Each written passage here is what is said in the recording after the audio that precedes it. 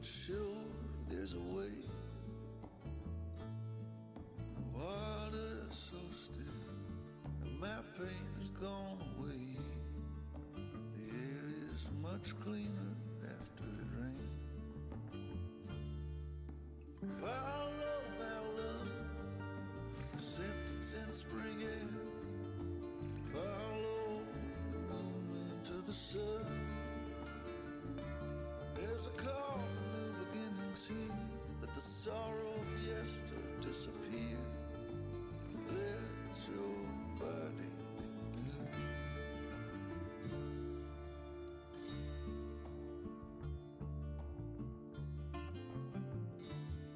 I'm a wanderer of the soul. Before the end, I plan to be whole. But I know I'll lose myself along the way. What's gone is gone. What's past is past. Let me leave what belongs in the past. The road ahead is quite unclear. Let me walk it despite fear. The road stretches over the hills, and I've got many debts to pay. Some are on their own way. My pay is not gold.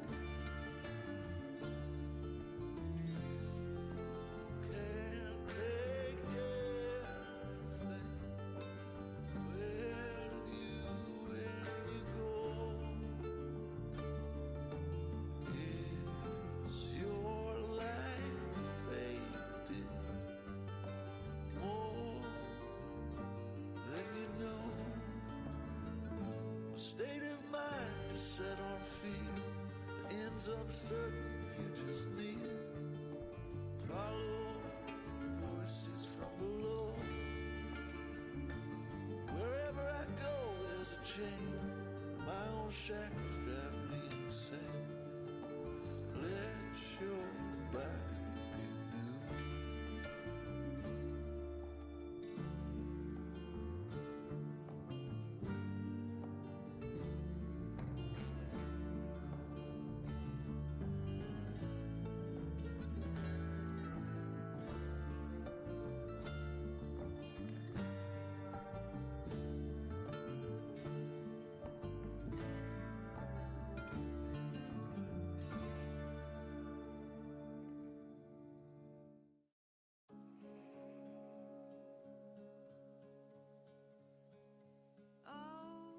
You don't need to let your body go.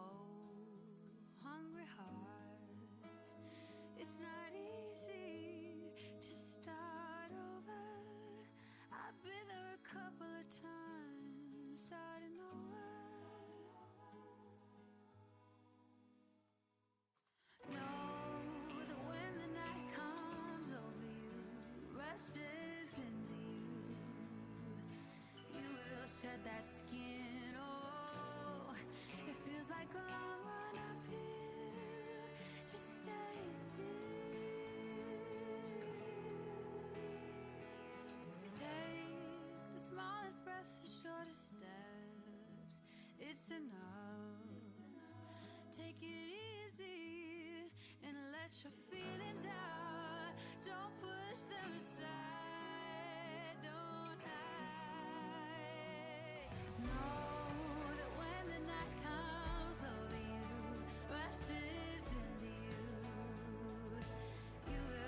That skin, oh, it feels like a long run uphill. Just stay still.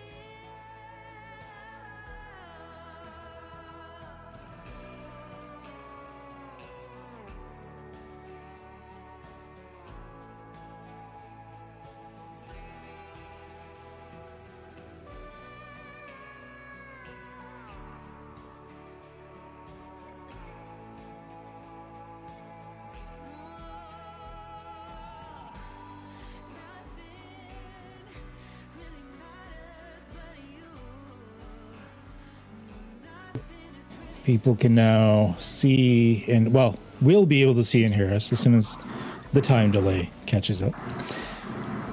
So you mean like now is a really bad time to talk about the fact that I filled up my My Little Pony cum jar? What? Well, the fact that you did not saying you're filling it up right now is progress. Actively filling. But what did you fill it with? The adjective. Mayonnaise. Jam. Heavy Strawberry cream. jam. Homemade fucking special white sauce, bro. Yeah, I haven't started recording yet, and even if I did, whatever, it's the like I can cut it out. I don't care about the live recording bit or the live bit. So like whatever. Like I know in the videos, like if you the first 8 seconds, like if there's a swear word in the first 8 seconds in the rules now, like they won't monetize the video. But whatever, fuck it. Yeah, I think it's to do with like the previews they have now. Like if you just hover over it, it will play a couple seconds of it. So like YouTube. I do know that streaming hours don't count as watch hours when it comes to monetization. I did figure that out. That is correct. Yes, you actually. That's why it's good. It's important to chop up your videos to do shorts, and which sort of count, and like full videos and stuff, and make little bites. I just got lucky in some of them. Like, I had a couple of videos take off with like good, decent view numbers and shit.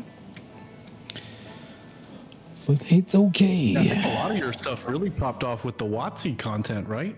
Didn't you have some WotC videos? Unfortunately, yeah, my best videos are things about WotC content, even though it's not my channel's focus. Yeah, I know. I like the one video's like topic. 30K views, like popped off right away, and I'm like, well, okay. Because I posted right before the OGL shit happened, like right before, like a week before, I posted something about like, is WotC ruining D&D? And timing. I'll be honest with you though, that's how I found you. Oh, Because is I it? didn't know shit about Cypher, and I was huge into D&D. And that, I think one of your WotC videos popped up, and then I got through this OGL stuff's bullshit. I need to find something else. And subsequently, recommendations were your Cypher stuff, and I was like, what the hell is I the guess Cypher? it works. I guess it works. I hate doing it. Like I will admit, every once in a while I do a video that, although like I might have a purpose to it, its secondary purpose is to just be a little bit clickbaity. But I mean, it's not my focus. I don't clickbait often, but I am not against channels having to do it sometimes because it helps the numbers and it helps you grow. You gotta play the game. yeah, there's no shame in the game, man. No. Especially when there's money involved. That's why I don't like, everyone's making fun of those girls doing the NPC content on TikTok and shit. Like, if I could jiggle some tits and be like, ooh, this is great, like 15 times in a row, and someone pays me like $500 to do it, I would be doing that right now. Listen, I'm not knocking them. Get that bag. But at the same time, it is more so that I'm very disappointed in humanity that they're allowing that to be popular and make as much money. Oh, our as it is. species sucks. Yeah, I'm very much a borderline nihilist about our species. So that's on the internet now. I didn't need ad revenue numbers to tell me that, though. Just fucking turn on the news, buddy. Yeah. Don't hate the player, hate the game.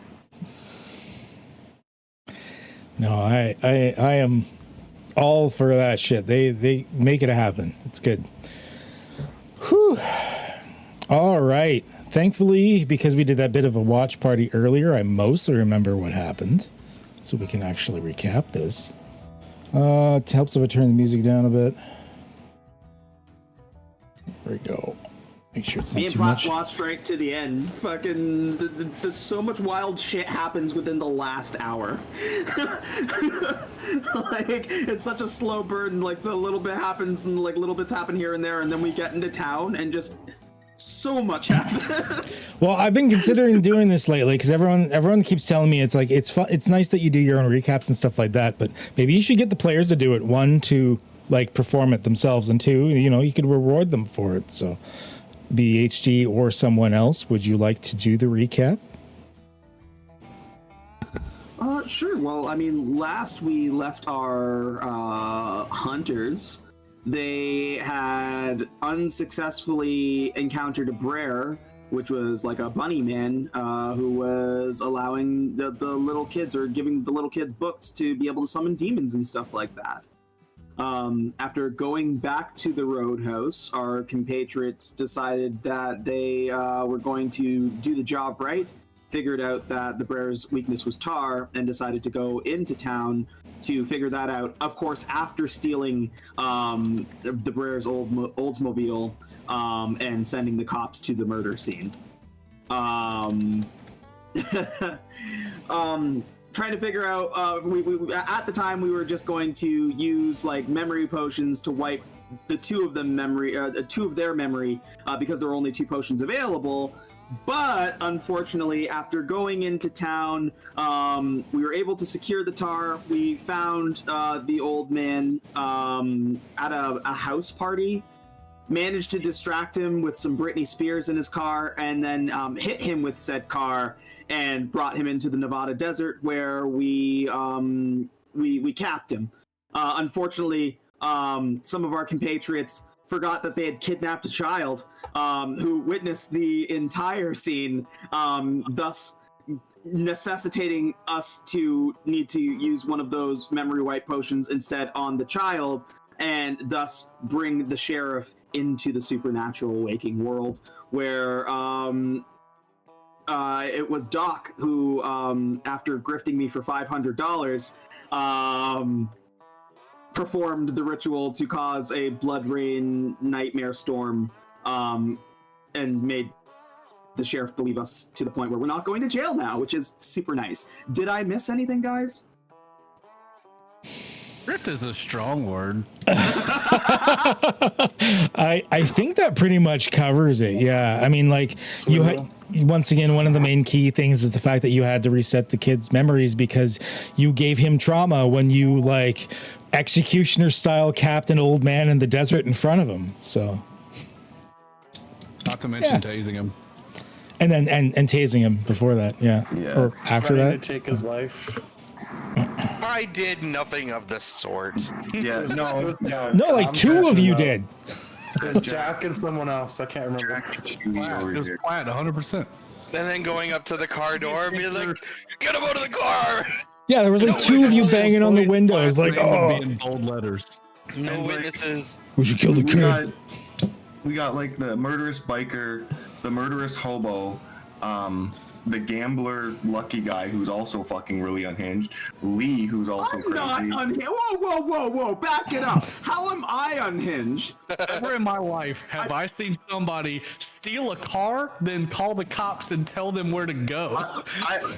Why I'm saying unhinged, why I moved it from zany to unhinged is when you ran him over with his own car. Yes. And just a little unhinged, because I would have done the same thing. How else were we supposed to secure the guy? The Oldsmobile's built like a fucking boat. What do you want from me? No, he had to be hit, for sure. All right, if we don't say unhinged, can we at least say loose morals? And like Doc, Carson's been like attached to him because Doc seemed like the voice of reason. Now Doc is out here tasing kids, doing crazy shit, just along with everybody. Yeah. Doc is so high strung at this point that he doesn't know his left from his up at the, he's trying to figure it all out himself. That blood rain train had changed you. It did. I still want a painting of Doc with the umbrella underneath the blood rain with all the shit happening around him. Yeah, I want to do that so bad. As soon as my schedule clears up a little bit from all my projects, it's like on my list of things to do. I want to draw that. For sure. Well, you not only gave me a recap, but then we made this a entertaining conversation about everything that happened. So I kind of like that. So I'm actually going to give everyone an experience for that. Everyone can just get a free experience. I like it. Let's go. Yeah. There was just various amounts of discourse there. Yeah. That's how much shit happened. Yeah. Even the recap. Within the last hour. Yeah. Mostly within the last hour. You haven't missed much, have you? Question. A newbie Cypher question that I had for you, Ked. Oh, So I'm not the going to know this Cypher- shit. Yeah, you are. The ciphers that I've used, they're archived. So they still show, but they're grayed out. They're depleted, correct? Like they don't. Yeah, come back you could ever. archive them just to show that you've used them if you want to keep them around. But if you, is it Alt click? You should be able to delete them, I think, with Alt click, unless I've loused something up on the. That's okay. I just wanted to make sure like they didn't, because they were subtle ciphers, so I didn't know if they replenished somehow. I didn't. No. The subtle ciphers. Every once in a while, something certain happens. I might be like, hey, I'll roll if you guys want. Here's some subtle ciphers if you guys want to replace any ciphers you have, something like that. Okay. So subtle ciphers can happen infrequently. It was handy when I had my wild mage, and it was like I was at the point where I was like, I'm just gonna use a player intrusion and call back an old spell because I'm a boss now. After you playing that has skyrocketed to be probably one of my favorite foci in the games. Just so good. It's really good. It's really good. Speaking of ciphers, as it is the beginning of the session, can we get a top up, please? Oh yeah, that is the one thing I was having in this. What did I have for ciphers? Subtle. Any empty cipher slots can be filled or replaced with subtle ciphers whenever a 10-hour rest has occurred. Or like you've used, like it's gone past like the 10-hour mark. Yeah, did we left off at the end of the session, and then you kind of you got you got her in on things, and I'm assuming you guys were like taking a breather for a bit because you were waiting on information about the vampires anyways. Yeah. So I'm assuming you guys were going to get another drink. Yeah. I'm assuming that you guys were taking a breather. So yeah, if we need any subtle ciphers, we can do so. All right. Let's see here. I'll go one at a time, see who's missing what. Should we use our 10-hour rest as well? If you want to use any of your recoveries up to 10 hours, go for it, because I'm assuming you guys are doing that. All right, Cash, you need one. Why am I doing this on the map screen? I don't know, but you rolled a 4 and it was nice. I didn't do that. Can we throw away our old ones that we're not using and get a new one? Or well, I'm actually only going to limit. I'm just going to give everyone like one if you're missing one. As a subtle cipher. You guys, if you're looking for manifest ciphers, remember you can always scavenge for manifest ciphers as well. Maybe not in the bar because the bar is pretty cleaned out at this point, but if you're out in the fields doing stuff, you can always scavenge for manifest ciphers and see if you can find some shit around. How does that in this game, how does that look roleplay wise without it sounding meta? Instead of saying, Ked, I really want to scavenge for ciphers. How does that look roleplay wise? Can I see if there's any useful shit around? Would probably work. That was the best explanation you could have given me. Or I want to rob this place. That works too. Yeah. All right. So I rolled a subtle one for Cash. Let's see here. Duke, how are you doing on ciphers? You're full up, you're fine. Jack, you're full up, you're fine. You're full up, you're fine. Y'all motherfuckers need to use your ciphers. Doc's missing 2. I'll give you 1. I love how you're singing this. Mm-hmm. Musical day. Yeah, it's got a nice, it's making me bounce a little. Give me a cipher. Yeah, I'll give you that. I'll be nice. And this is so good. Oh, Leah needs one. Leah needs one. What? How much there is? Oh God. It's all right, but it's no tahini. What's tahini? Tahini is like a lime spice. Yeah, it's good shit. Commonly used with like Mexican foods. It is such good shit. Is lime spice like the 6th Spice Girl? Maybe. If you've ever seen like a Mexican food, like street food, like in any show or something, they've got like the mango with like something that looks like red powder that they're putting on top of it. That's tahini. Yeah. Oh, nice.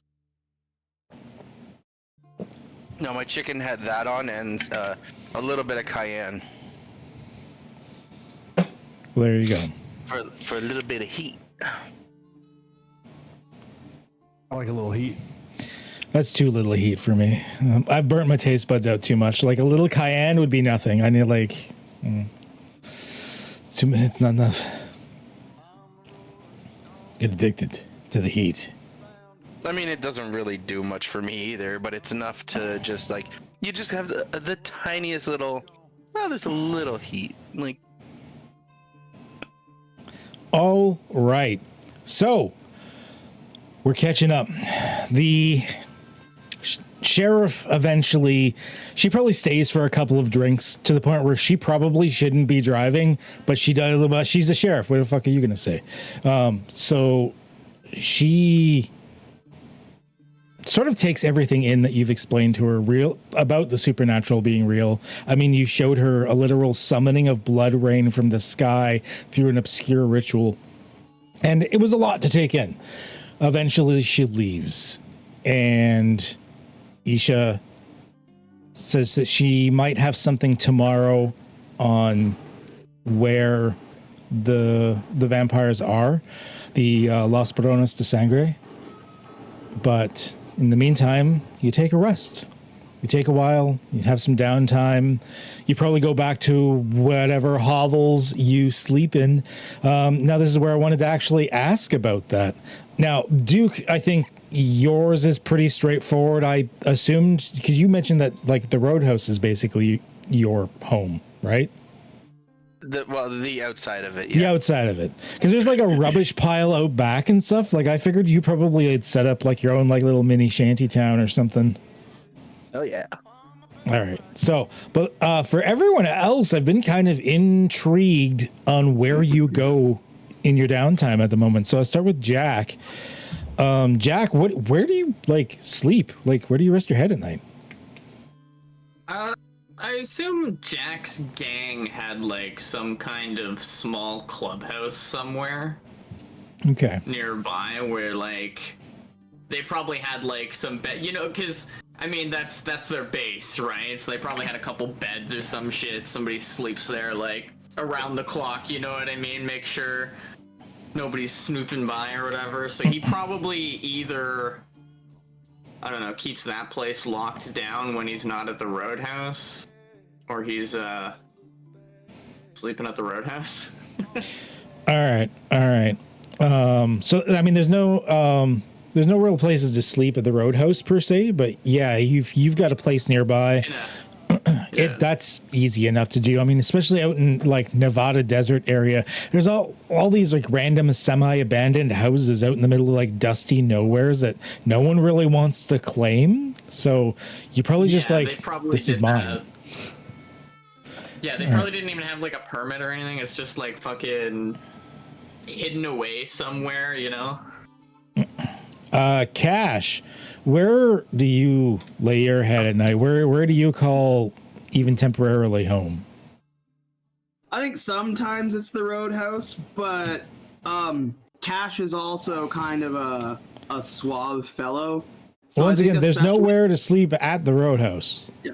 I think especially after a night like tonight, he takes his romance novels and goes to discuss some literature with Frankie. Okay. All right. You wanna get super into the novels that you have. Which one are you reading currently? Sure. I think it's still My Gingerbread Baby. He's been trying to get through that one. All right. Jeez. All right. Leo, same question for you. Where do you lay your head at night?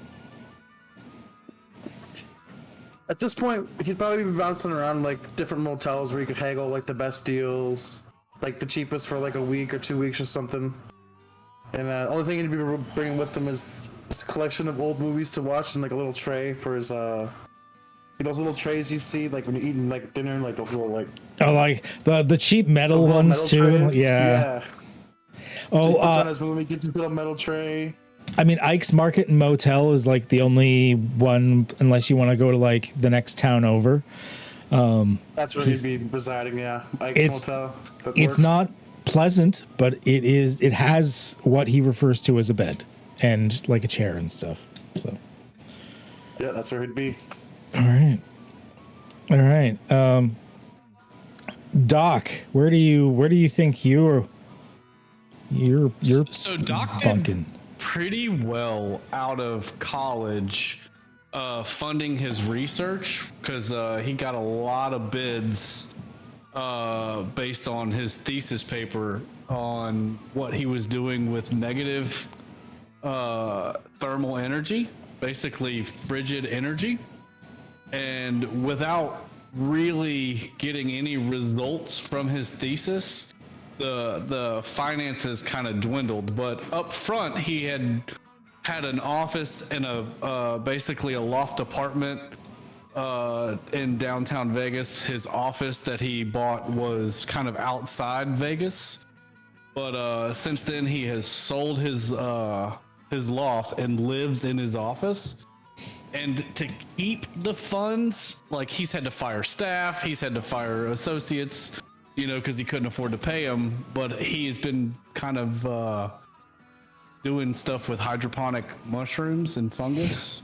And does some under the table movement with biker gangs. That's how he kind of found Jack. So Jack would run some hydroponic shrooms for him, and they were splitting profits for a while. But it was just enough to basically pay rent to keep his lab open, to keep his keep the lights on. Alive. All right, so you commute a little bit, so you're a little bit out. Like, it's like probably good, like, I think it's like a 45-minute hour drive, something like that. Yeah, probably at least. But knowing what you know about this area, especially now, you just keep getting dragged back to middle of fuck nowhere, Golconda, Nevada. All right. That's right. Carson, well, what about you? Carson lives with his grandma. His grandma lives in like a fairly decent small house with a detached garage. Carson lives in the detached garage. In there's a 1967 Camaro that was his dad's that doesn't run, that he keeps in that garage rather than put outside so he has more space, or put his Fiat in the garage. Mini fridge, like toaster oven, hot plate, fucking fat back TV with like a PS2 attached to it, and he has like the plug-in racing thing for like his favorite old racing game. And just tools and pizza boxes everywhere. Little like stoner circle area with like makeshift chairs and shit for when he has friends over. His grandma is retired but spends most of her time at like bingo halls and shit, so he kind of just hangs out in his garage. Awesome. And on this night, if I could catch Jack. Sure, probably. Mm-hmm.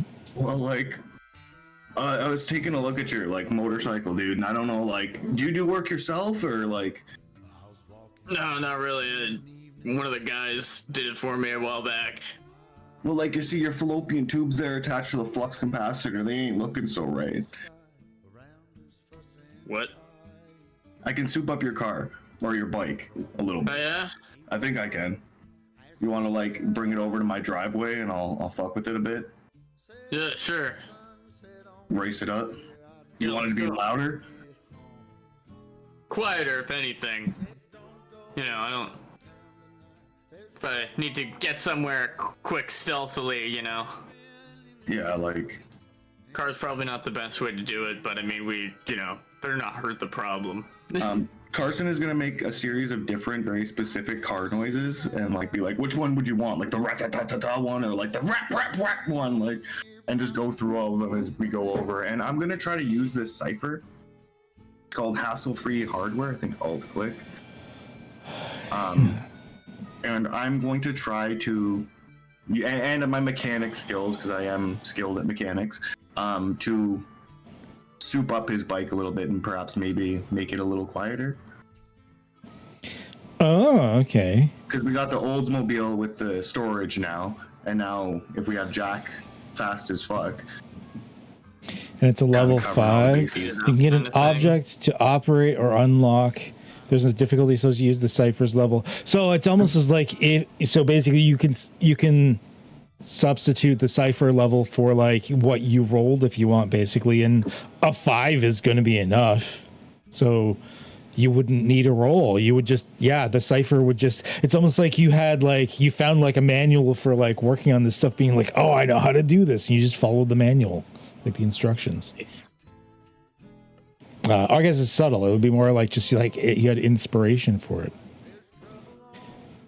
Yeah, fuck yeah. Like I get right underneath. I get like completely covered in grease as I fix up your bike. Hell yeah. Offer you some old pizza. All right, yeah. Let's go out and have some like old pizza and stuff and like help out. Give me a second here. There's a bong on the table that's water, hasn't been changed in like months. That garage bong. Bong anyways, yeah.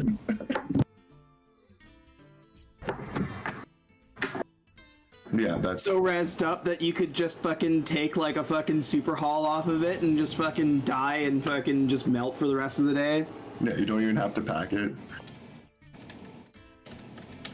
No, but yeah, that's where Carson would be. Oh, that's perfect. A motorcycle is actually normally a level 4 object, and you just bumped his up to level 5, which, as we do some stuff in the future, could have impacts depending on if it gets like damaged or something. Oh hell yeah. Because with my Cypher Foundation rules, if we damage something, it lowers the level of it. But if it goes below its minimum level, it's not operational anymore. So now his motorcycle can take a little bit of beating and still actually be workable. Gives a mechanical benefit. Fucking A. Yeah, so that shit with is tuned up, bro. And then I'm assuming you guys have like a couple of brewskis or a blunt or something like in the garage. Jack probably would have brought like, I don't know, like a pack of beer, like a 6-pack or some shit, or 12-pack or something. I don't know. Like Jack, I'm not judging you. I'm not judging you, dude. But like, if my grandma sees you doing cocaine out here, I'm gonna get in a lot of trouble, dude. All right. Well, can I do it like in the shed or something? Yeah, like just be low key, you know. Yeah, all right. He's like swinging a knife around as he goes towards the shed. It'll just be a few minutes in here. Like at one point, Grandma comes home and she's like, "Oh, sweetie, you've got a friend over. I had a real good night. Pastor John's got bingo like twice in a row. It was real funny." Yeah, like thank you for the old Samsung phone too. I just lost my phone. Like, I love you, Grandma. I don't need no fancy phones like that. The rotary inside still does me just fine. Yeah, you go like take your pills, Grandma. I don't need any pizza rolls tonight. Me and Jack already got some food. I'm gonna go watch my mysteries. And yeah, she'll go in and watch like Murder, She Wrote or something. Yeah, you can see Carson like loves his grandma. But yeah, that's what I'd be doing with my downtime. All right. Before we skip ahead to the next morning, day, whatever, does anyone have anything specific they'd like to accomplish, or should we just head on? I mean, because I would have been hanging out with Frankie. I'm also gonna see if there's anything to do to the Oldsmobile to fix it up a little bit. Maybe like at least get the dent out of the car where I fucking hit the old man with it. All right. It's an Oldsmobile. I'm not even sure that would have dented from hitting a person. I don't think so either, but like, pretty sure those things can travel through a singularity and still remain intact. Maybe give it a little bleach, you know, just to be sure. or even just a paint job. Like I have no problem paying her for it, but you know, like even if I have to do most of the work, I think a new paint job would probably be good if I'm driving around in somebody else's car. So you want to go hunt and see if there's a place that'll do a paint job for it. So you've got a couple of choices. You can head to like a professional spot in Winnemucca that's going to cost a little bit more, or there's Benji, like actually no, you could probably go to Frankie. Yeah, you could go to Frankie and see what she could do. I'm at her place already. Okay. So I was like, even if she's got a sprayer, like I'll buy the paint off of her and I'll just do the job myself. I'm not that fucking concerned about it being professional. Yeah, so you go there. Frankie's like, she's got, it's later at night at this point, or well, in the evening at least. She's already like, she sits like out back on a recliner watching this like old CRT TV. Got a beer in one hand. You show up and ask if she has a sprayer or whatnot. She doesn't even speak to you. She like points at like a little tray that just has a $sign on it. Points at like a box over on the side that you think is like has the sprayer and equipment in it, and then just shoos you away. Oh yeah, I don't think we're on the same page on my original intention of going there, but okay. oh, I thought you just wanted to like spray paint the car. No, he was originally going with his romance novels to discuss the romance novels with her. Oh, right. Oh, okay. Well, in that case, to stay that night. Right. I see. All right. So she points on that Riz.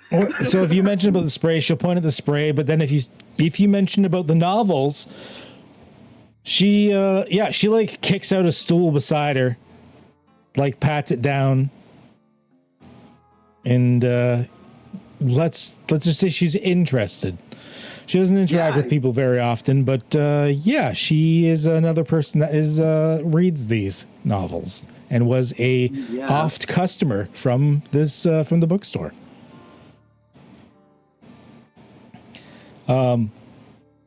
Just for curiosity's sake, let's see how far you get into this particular romantic situation before we fade to black. Can you get me an intellect roll, please? Riz check, let's go.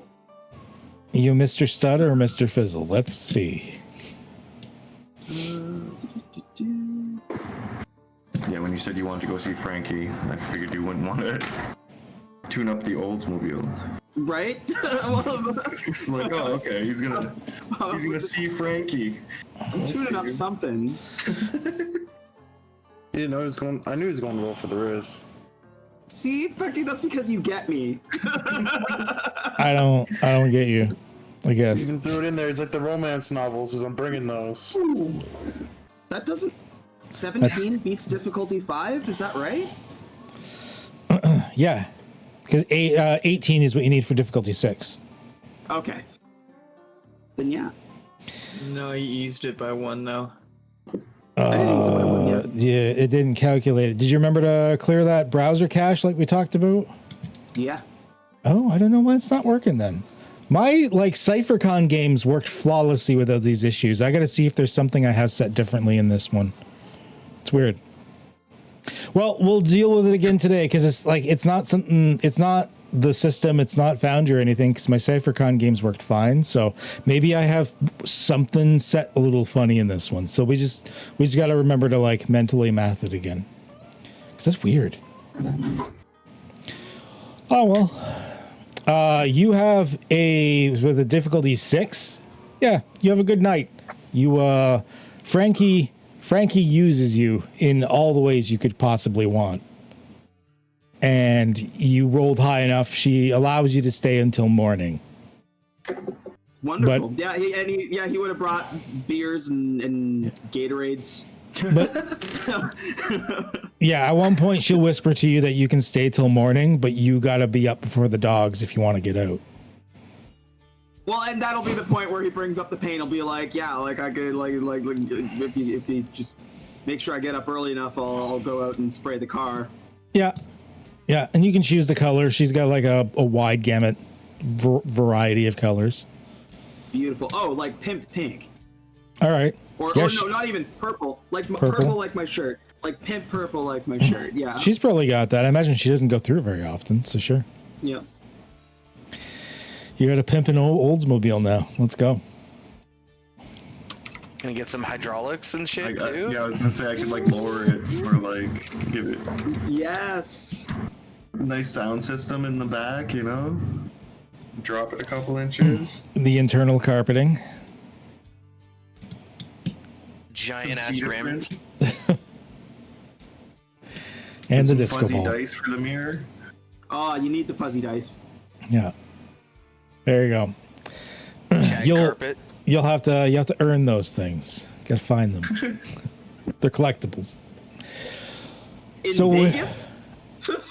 You'll never find them. or like in Nevada, I should say. Really quick for Doc, right before you jump into tonight's episode, if you don't mind. Yeah, what's up? Doc basically would have just put in an express delivery to Germany that has the parts for his uncoiled inverter to convert thermal goggles into negative thermal goggles for cold. I think you So actually the already parts- declared you wanted to put in some sort of order for the something Yeah, or I other. said it last time. I didn't know if I needed to just make sure I was shipping that concept or if we were just assumed that it was done already. I think wanted you'd to, already done, like, it's not there yet, obviously, because it's been less than a day. But yeah, I think you'd already said that you wanted to like do that order for what would eventually just be like your upgrade type thing. Well, 40-year-old boomer brain forgets stuff. So. I get that. Yeah, no worries. You actually, like, Doc goes to sit down and be like, oh, I should order this part. And then you like check your email and be like, oh, I did order this part. I've done that before, so it does It's the happen. hydroponic mushrooms. They get me every time. Yeah.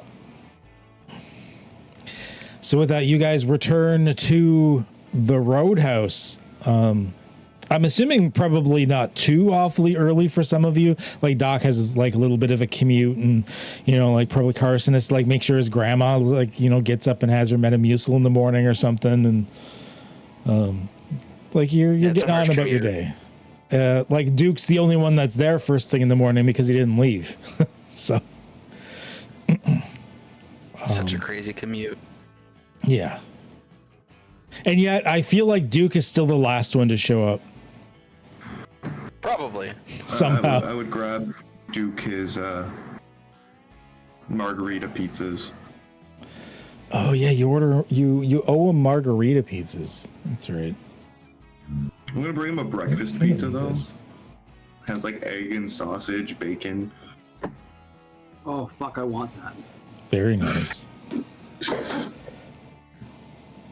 It's called something crazy like Flying saucer pizza because the eggs look like Deputy's not flying there. saucers. With There a you go. pancake dough, syrup over it. God. Wow, I want this in real life now. Fuck.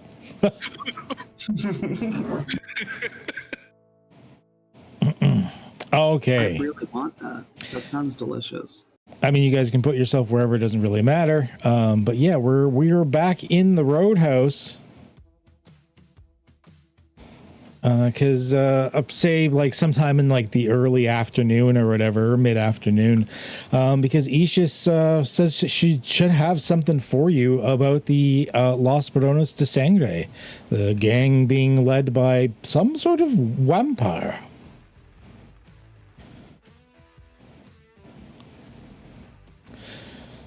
Okay, everybody is here. Before we go through this, I need to ask you, how much do all of you know about what you think you know about vampires? they sparkle in the sun and they're like super edgy. So nothing, okay? What about the rest of you? I think I got it here, guys. I think I got it. So I know some vampires can go into the daylight, but not Emilio. Emilio is too old. He cannot venture out into sunlight. Who the fuck is Holy Emilio? water kind of functions like a That is correct. distraction for them. And when they get angry, their eyes glow red. And after they're fed blood, they still need to feed a few times to finish the ritual to completely turn into a vampire. Somebody was listening to me last time. The extra points. I seen he needed some wooden steak in a movie one time. Emilio Guy just stabbed him. They can't cross running water, right? That one I have not experimented with. I have done most of my hunting in Nevada. Okay. But what about the seeds? What about the what? Like, if you spread seeds, they have to count them? The obsessive compulsive thing. That is more because the old ones can get a little crazy, but that's more of an individual thing. Some of the really old ones, yes, they have things like that. They have to count things and stuff. Emilio is old, but he's not that old. I believe you mentioned Emilio would prefer to take humans as thralls to just subside the threat as opposed to outright killing humans. Yes, he is very much the type that would he will turn some as vampires, but mostly he prefers to be a feudal lord, with his thralls under his control. So, are we gonna have to, beat up a bunch of thralls, too? Yeah, that probably. is a possibility, yes. I have no rules against dealing harm to those that are in alliance with the evil supernatural. We try not to harm them. Generally, it is my personal rule that I do not harm humans, only monsters. But every hunter is a little bit different. I think that's a code I can get behind. Yeah, I like that. But, is there a way... I want to kind of know this for myself, too, but, is there a way to bring back somebody who's been turned into a thrall? Can Doc here up here, cast a Ookum Bookum from his book? I have heard rumors, but I have never substantiated any of them. I am not sure. I've got a cure for them. And I'll pull out my shotgun and cock it. Would you put the fucking gun away? Now I agree with Doc. Well, if you get bit there, Duke, we're just gonna shoot you right away? Yeah. I Not say won't get anything? Well, bit. Yeah, if he probably got bit, immune. would he With still all the be stuff Duke? I have in me, I'm probably immune by now. Yeah, aren't you from the time when they put asbestos in buildings and shit?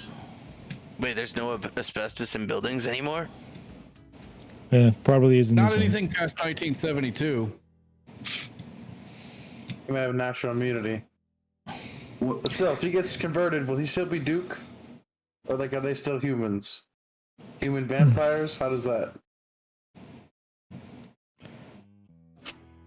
I mean, Look, if any of you turn into a thrall, I'm gonna put a bullet in your brain, and I hope you do the same for me.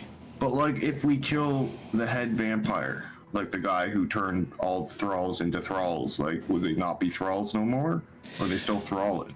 no. If you kill the head vampire, all the thralls will be released. The vampires that he created will be weakened and thus easier to be dealt with. But all of his thralls will be released and realize what they are. Quite often, thralls will rebel against such things once they know about it. You see Doc's demeanor change to curiosity, and he immediately asks. He says, "Are there any good vampires?" Yes, the dead ones. Then, so when she says that, he immediately turns to Jack and says, I've been kind of a weak piece of shit my whole life, so if the time comes where I do get turned, don't shoot me, please. Same. Yeah. Give me a chance. Don't shoot you? Same. Don't shoot me either. I want to I've be. gotten my ass kicked my whole life. Can you imagine what it would be like to have, just speed and agility and and I would love to be as confident as you guys in situations like this. I'm a chicken shit. It's at that point that Cash walks up to Doc and puts a hand on his shoulder. Says, Doc, we are a team. You're not a chicken shit. You're smarter than I am. I couldn't figure out those fucking books. We all have our part to play, and vampirism is not what's going to make you stronger. And Brad Pitt, Interview with a Vampire, like, this was my shit in college. What about like that movie Knife or Sword? No, it's Blade. That's what it was. He's like a vampire and he kills vampires. Yeah, like, can't you Yeah, just he's not imagine like him a being real smart vampire. and strong or fast or read minds or turn into mist? Like, wouldn't that be cool as shit? But you also gotta like eat people or Yeah, I'm drink pretty water. sure Blade still drinks blood. He just gets it from like a fucking blood donor. Can't we just like place. raid a hospital for like the bags or some shit?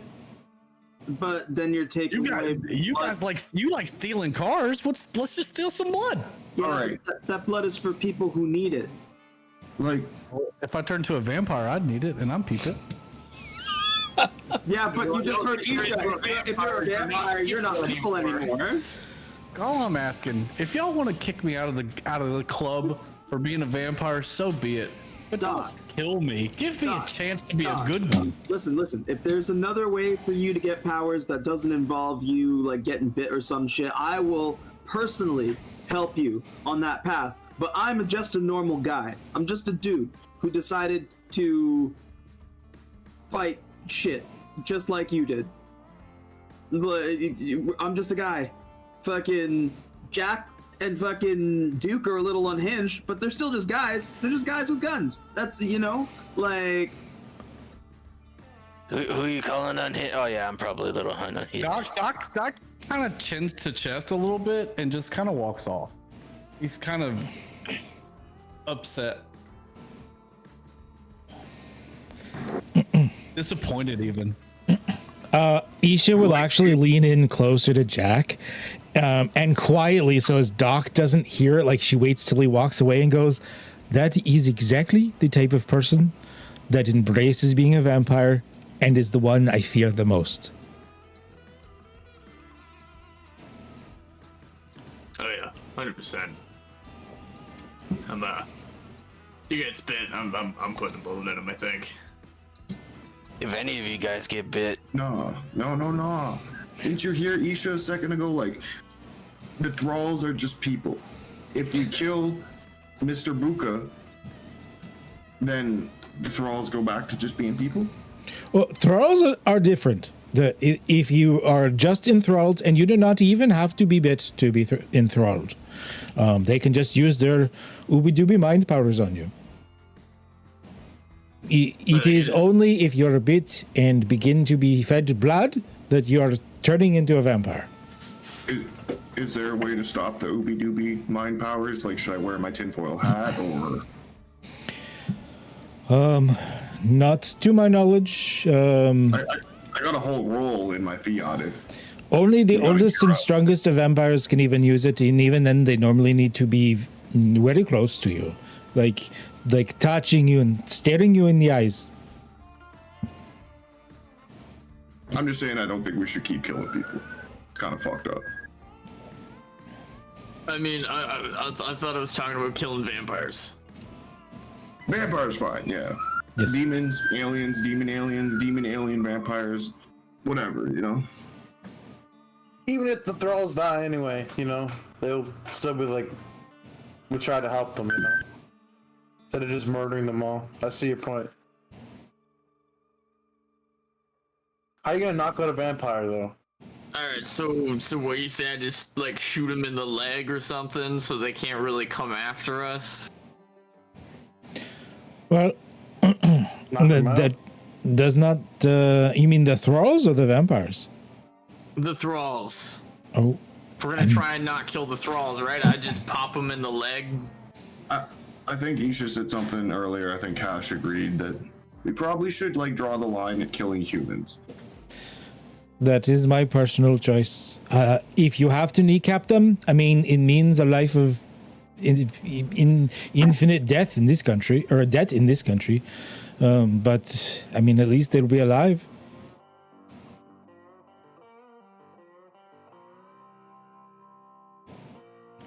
Yeah, alive with crippling debt for the rest of their lives. Yes. Oh, Not so bad. I mean, they could eat like me. I eat like a king. So, did you find out where this Emilio dude is?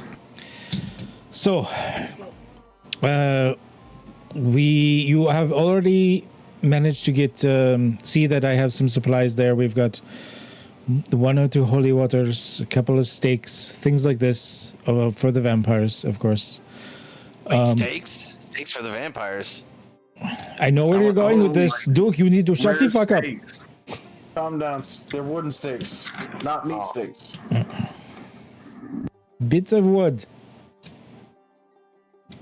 And I know he is not too far away. It is a warehouse somewhere between here and Winnemucca. I got here the GPSs that I can send to almost all of your phones. And she will like I don't know, like if for those of you like on an iPhone, like AirDrop, or like the rest of you, like she sends it somehow wirelessly, like one way or another, like make sure that you get like a GPS drop, like a Google Maps pin or something. All right. I hold up my fists with my iron knuckles on. I say, cold iron, gonna work on these things, or should I try and upgrade this? Cold iron and yes, you do not need special metals with the vampires as much. It's not like the werebeasts or things like this. In this case, any weapons will work. Honestly, vampires have they don't have as many weaknesses as you would think as in the movies, but they are also not as nigh invulnerable as in many of the movies either. You can generally just, even as long as they're not truly ancient, you can generally just beat the fuck out of them, and they should be, as long as you decapitate them and burn the bodies after. Got it.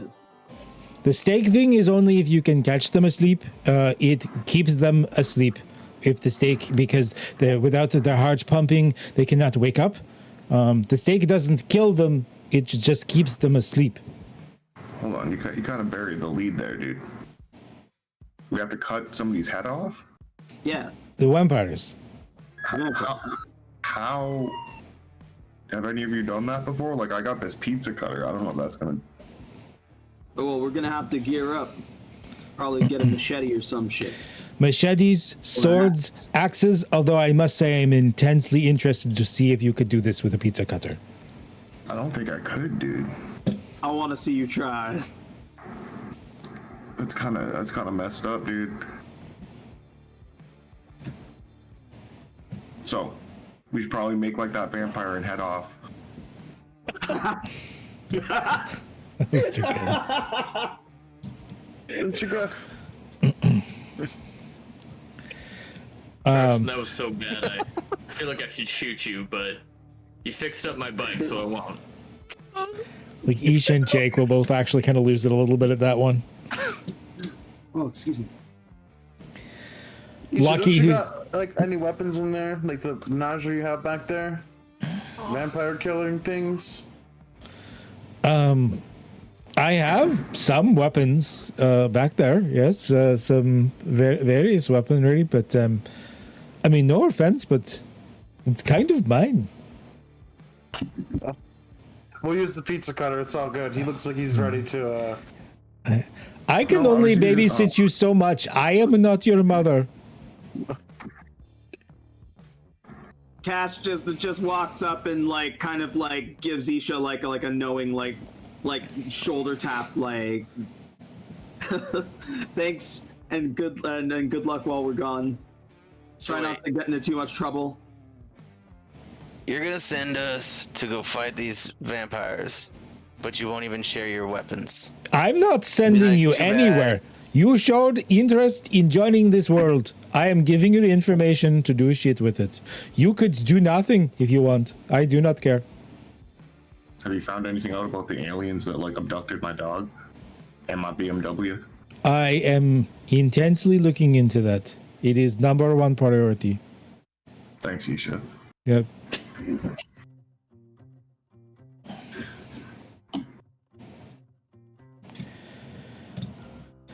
It is up to you if you do this, but innocents will die. I am injured. Jake is not a hunter. Lucky is a drunk and doesn't know what's going on. Yeah, like, I'm down to do this, but like, maybe we should make a fucking grocery list or some shit. Like, what if we put a bunch of garlic in a shotgun shell and give it to Duke here? And he shoots the vampire in the face with garlic. Would that...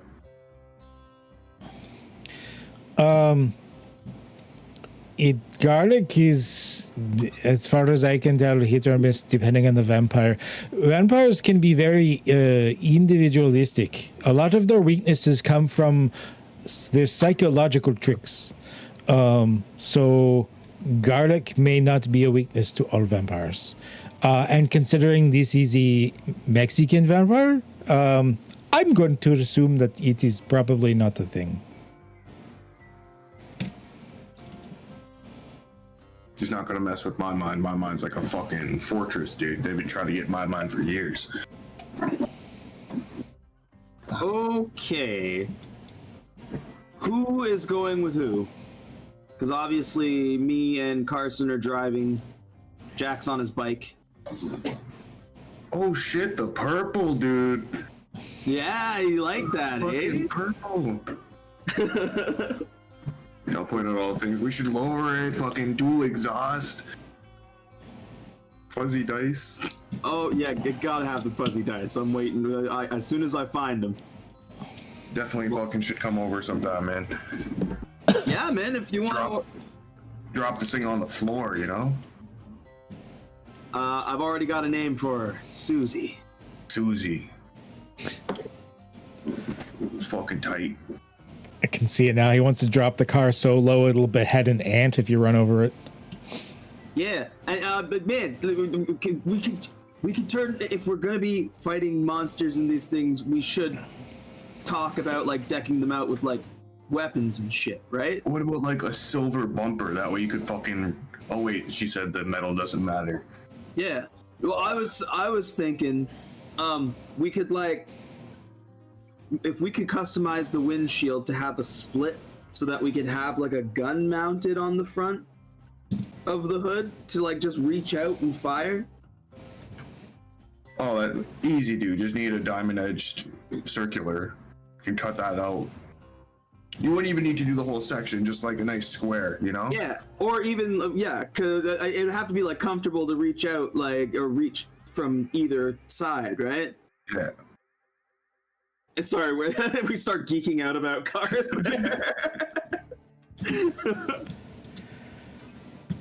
Everyone else is like, ugh. You want to geek out this like 1980 something Oldsmobile? So you've got a location. You know you're fighting vampires. She did tell you that there's not as many of those like cool movie weaknesses as you thought, but you do have to keep them dead by beheading them and burning them. So what do you guys plan on doing? Like, or do you want to see if you can go find some sort of resources first? Or are you gonna head there with what you got and hope for the best? I can't behead somebody with these. We need more weapons. We definitely need more weapons. Did Isha say what this GPS link is? Like where this is? Is it a sewer or a warehouse? Oh yeah, she drops for you. It's like an old like abandoned warehouse. It looks like it actually used to be a foundry. Okay. Okay, we should go get a bunch of. We should get a bunch of high vis jackets, and ladders and like hard hats. and then we can just fucking walk in there. You know, cashier can hold a clipboard. They won't question shit.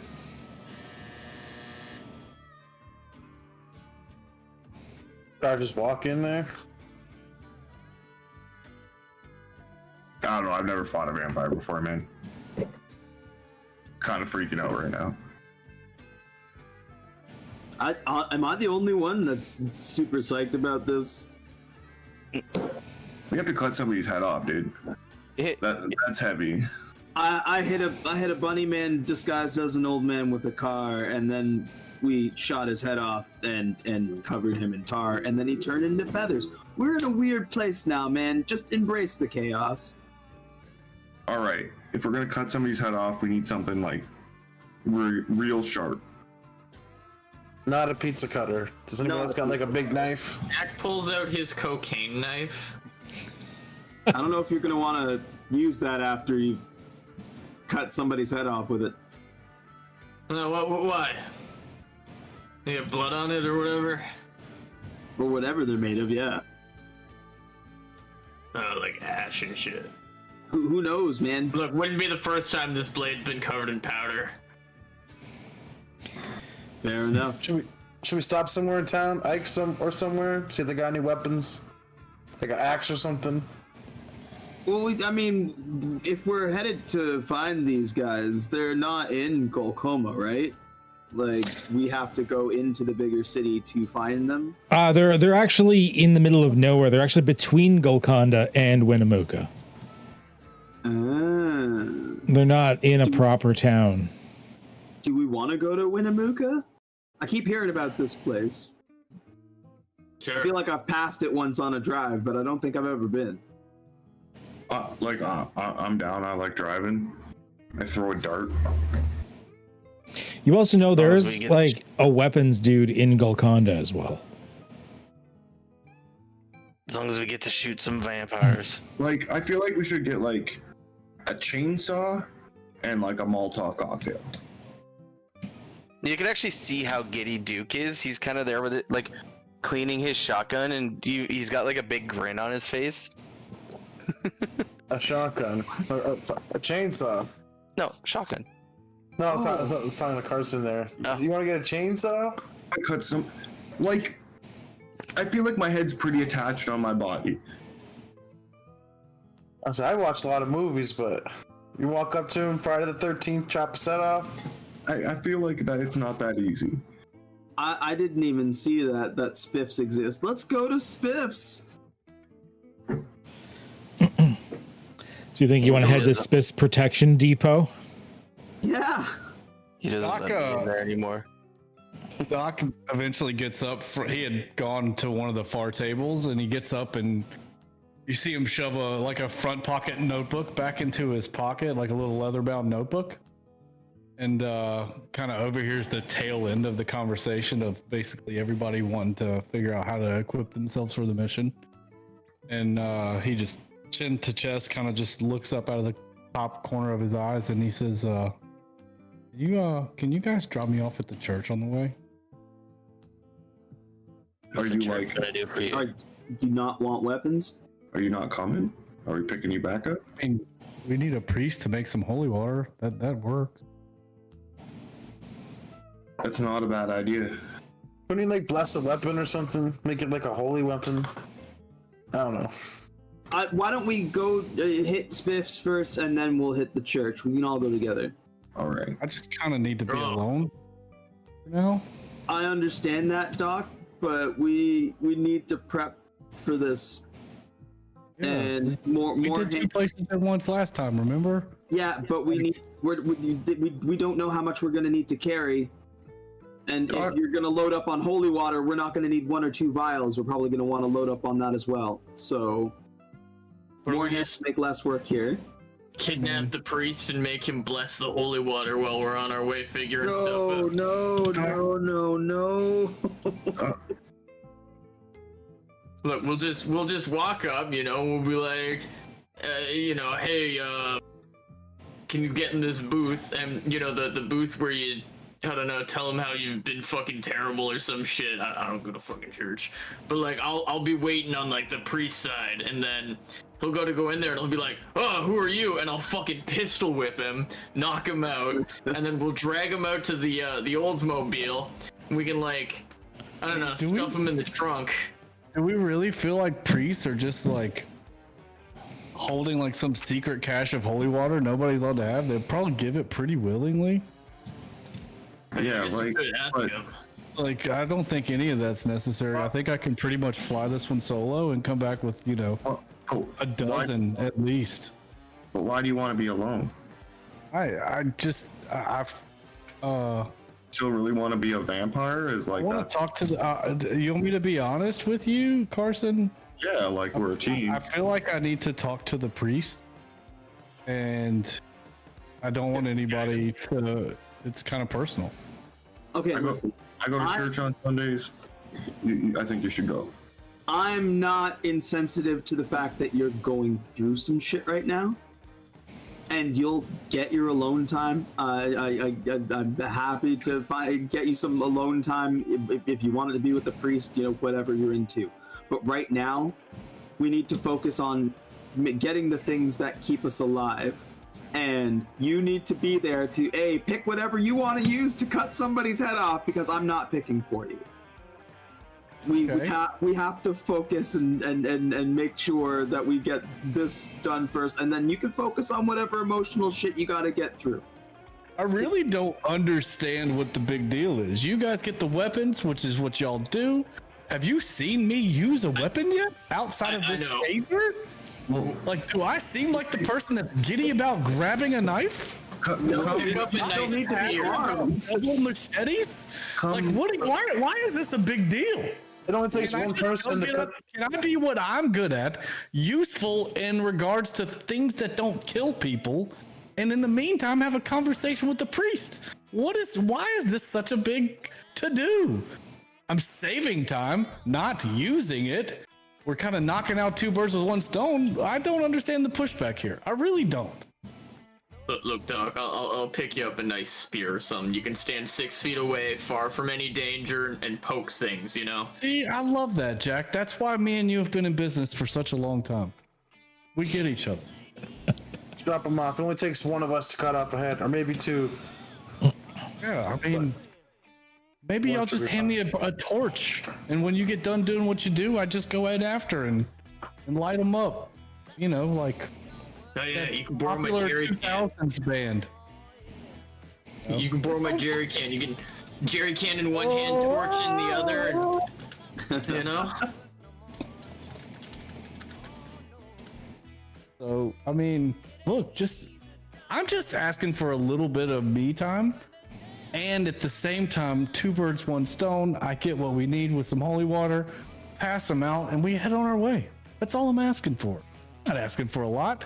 I'm not asking for another, grand to order some more parts.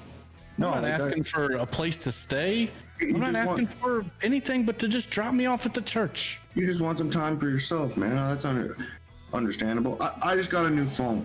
Can I see your phone? I'll put my number in it. Yeah, I mean, of course. Doc pays willingly. I take his phone and I install like a little bit of software, a little bit of malware that's gonna tell me his location. Can I do that? Yeah, I can't see why you couldn't. Are you just installing it, or are you trying to hide it as well? I'm 100% trying to hide it. Oh, in that case, I'll need a roll.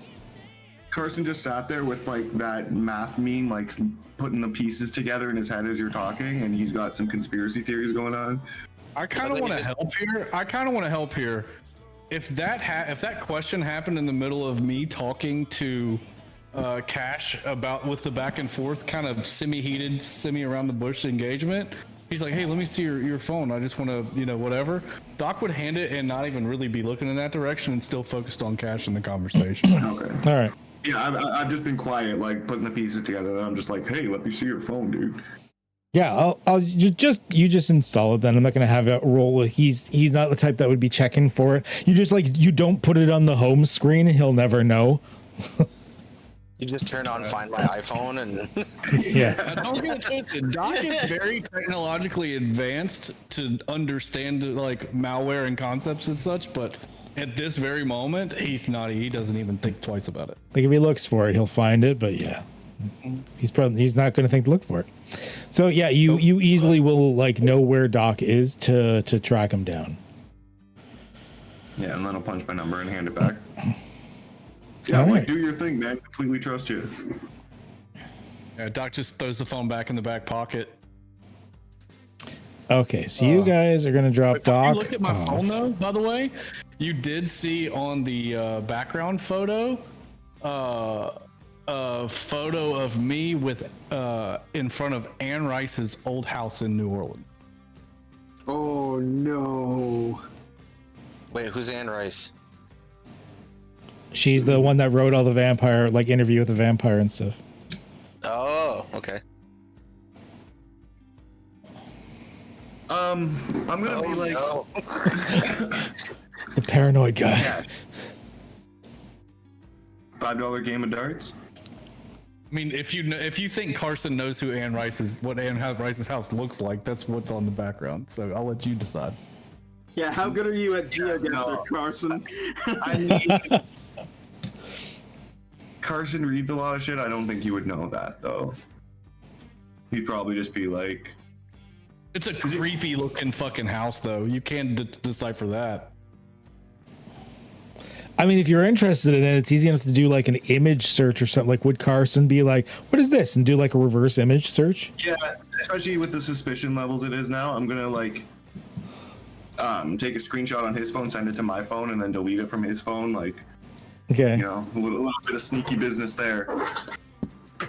And you see again, just like Carson's wide-eyed, like he's putting the pieces together, looking around, like he's not his normal, like laid-back self. He's more jumpy. He's in conspiracy theory mode.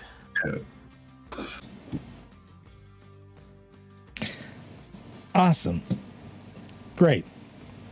So, well, that's percolating through your mind. So you guys are going to be dropping him off on the way and heading to Spiff's protection depot then, right? Yeah. I don't know who is. Yeah. Well, it sounds like it's kind of all of you except Doc. I think you're all looking for. Well, no, I don't like. As in, like, I don't know who's joining who and whose vehicle. It doesn't really matter. You all head there one way or another. Yeah, They'll be getting Six dropped off of in a us on car three on a vehicles. motorcycle. Yeah. It all just depends on which music you're listening to on the way. Good, Charlotte. I mean, if it matters to you with our exchange, Doc is very passive. He probably would hop in Carson's vehicle at that point. He wouldn't hop in the old vehicle. Yeah. It's fair. I'll hop in the olds. I know there's some Britney Spears potentially playing. I'll jump in there with Carson. If you jump in and request Britney, he'll be like, "Oh yeah, it's my jam, baby." Yeah, and Duke, I mean, you would absolutely have the front seat. Doc would hop right into the back seat. I would Makes make sense. sure that I see his reflection in my rearview mirror. He's staring out the side door, just like you would think he would be doing. You could probably guess that. So, Doc, we're gonna deal with you first. Because you're getting dropped off.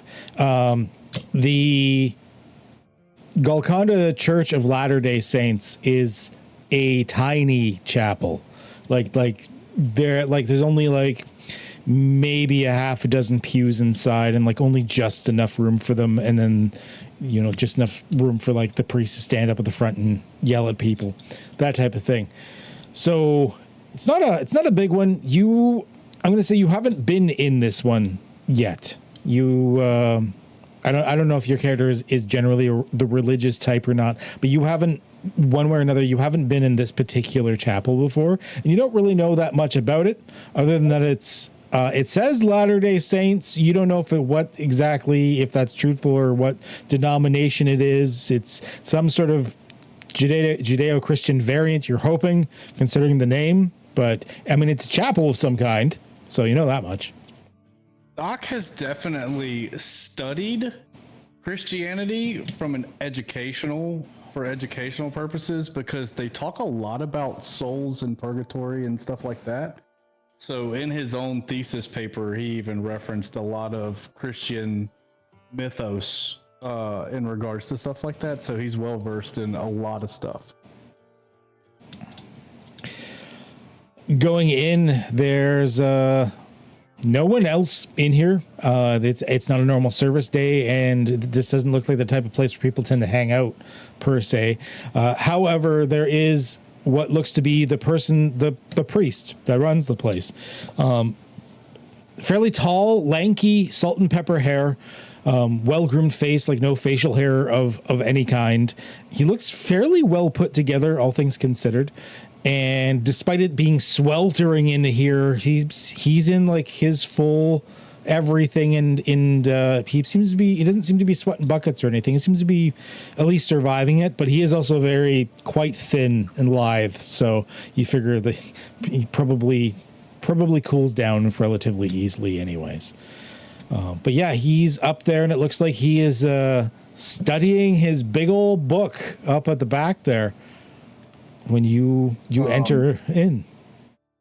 Yeah, Doc would walk down between the pews and not interrupt if the guys do anything, but if he's like making eye contact, Doc would wait to say anything till he got within like speaking distance and not like echoing distance, and basically say like remorsefully, I've come to repent my sins. Can't tell you the last time that I've been in a place of worship, probably for college, so maybe over a decade, but some things have happened that have really given me a new sense of meaning in life, and I want to start fresh. Well, my son, I dare say we do not have a place set up for proper confessionals, but I've got the back room you could put, and there's a bit of a curtain that we can put up if you want the privacy that you'd normally be expecting. We can do this, and I dare say not many people come here for this. Back room would be nice, but I don't see a need for a curtain. I want to wear it on my sleeve.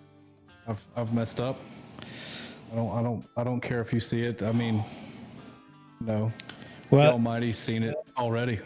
It's unlikely that anyone's going to be popping in here today or the rest of the week. Feel free. Take a sip. Let's take a seat, my son. Tell me what's going on. Doc sits down. So I've recognized that I'm headed down the wrong path. Tased a kid just yesterday.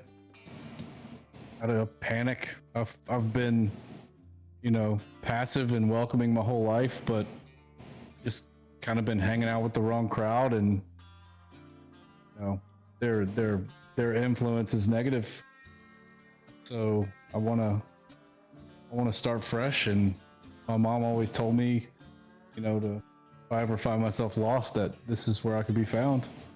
So I see.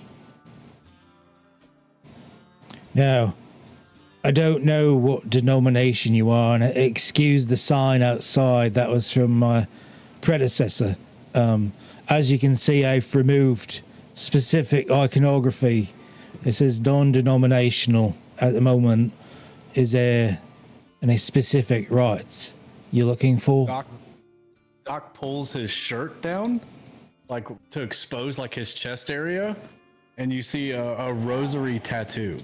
So he's was raised Catholic. I see. Got it when he graduated high school. He got a rosary tattoo when he was still practicing the faith, but when he went off to college, he found himself lost in science and the education of things, and really stopped believing at that point. So you say you showed aggression to a child, among other things, yes?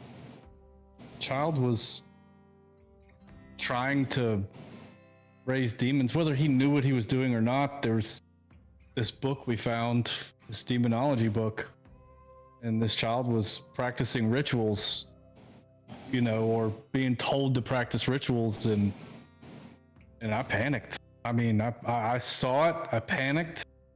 The kid wouldn't listen, and I just, you know, instinct just told me to stop it.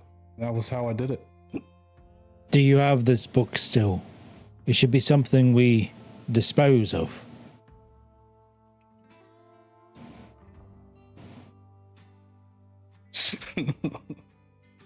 You were the last one to use it and have it. I have it. I definitely have it, and I know I have it, but I don't know if I would lie about it right now. Yeah, that's a you thing. He would definitely lie. That's because he would lie. He'd say, I gave it to a person I trust. I see. Make sure it gets in the hands of someone knowledgeable and preferably holy. We need to make sure that's dealt with.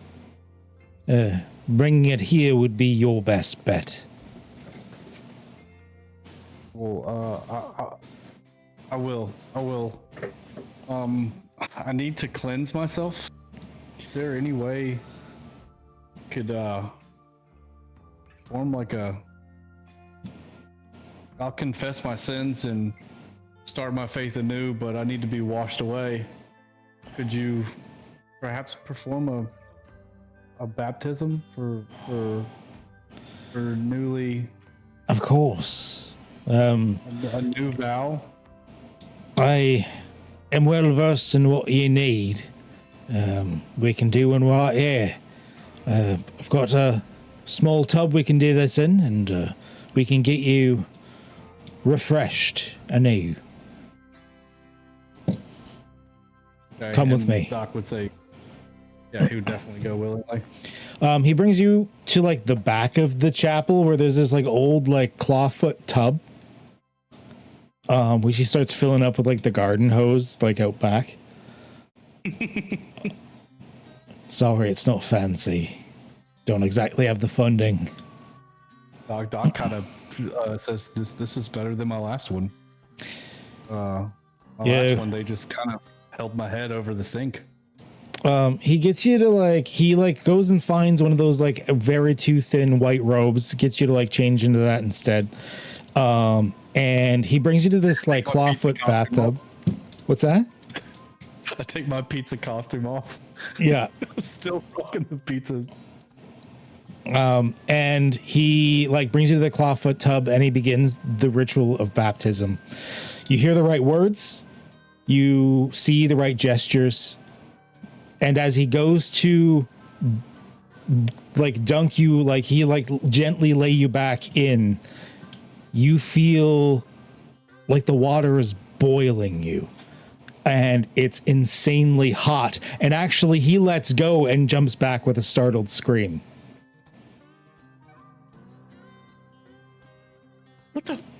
What you sit up to find yourself, although you step out of the tub just wet with water, you look back to the tub and it seems to be filled with a red blood-like liquid.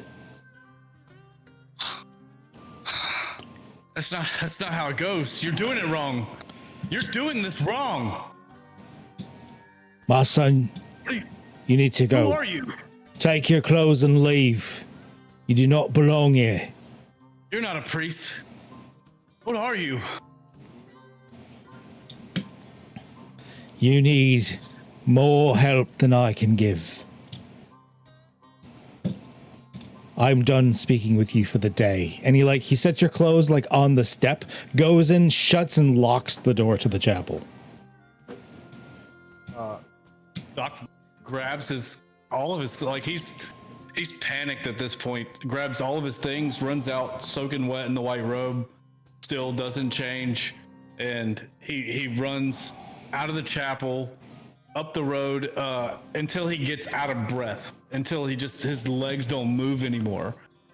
Drops the Pizza Planet costume on the ground, goes to his knees, and he heavy breathes for a minute, and he texts Carson at that point and says, "Help me," with an exclamation.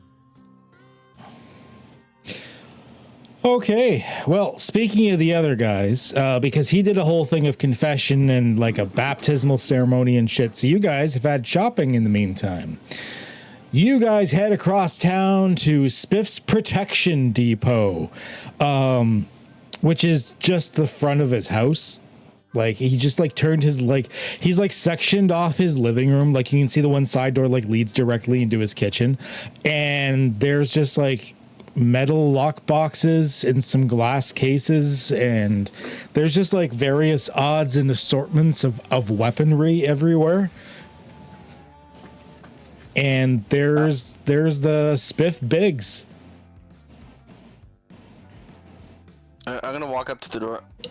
Am I allowed in this time? You son of a bitch.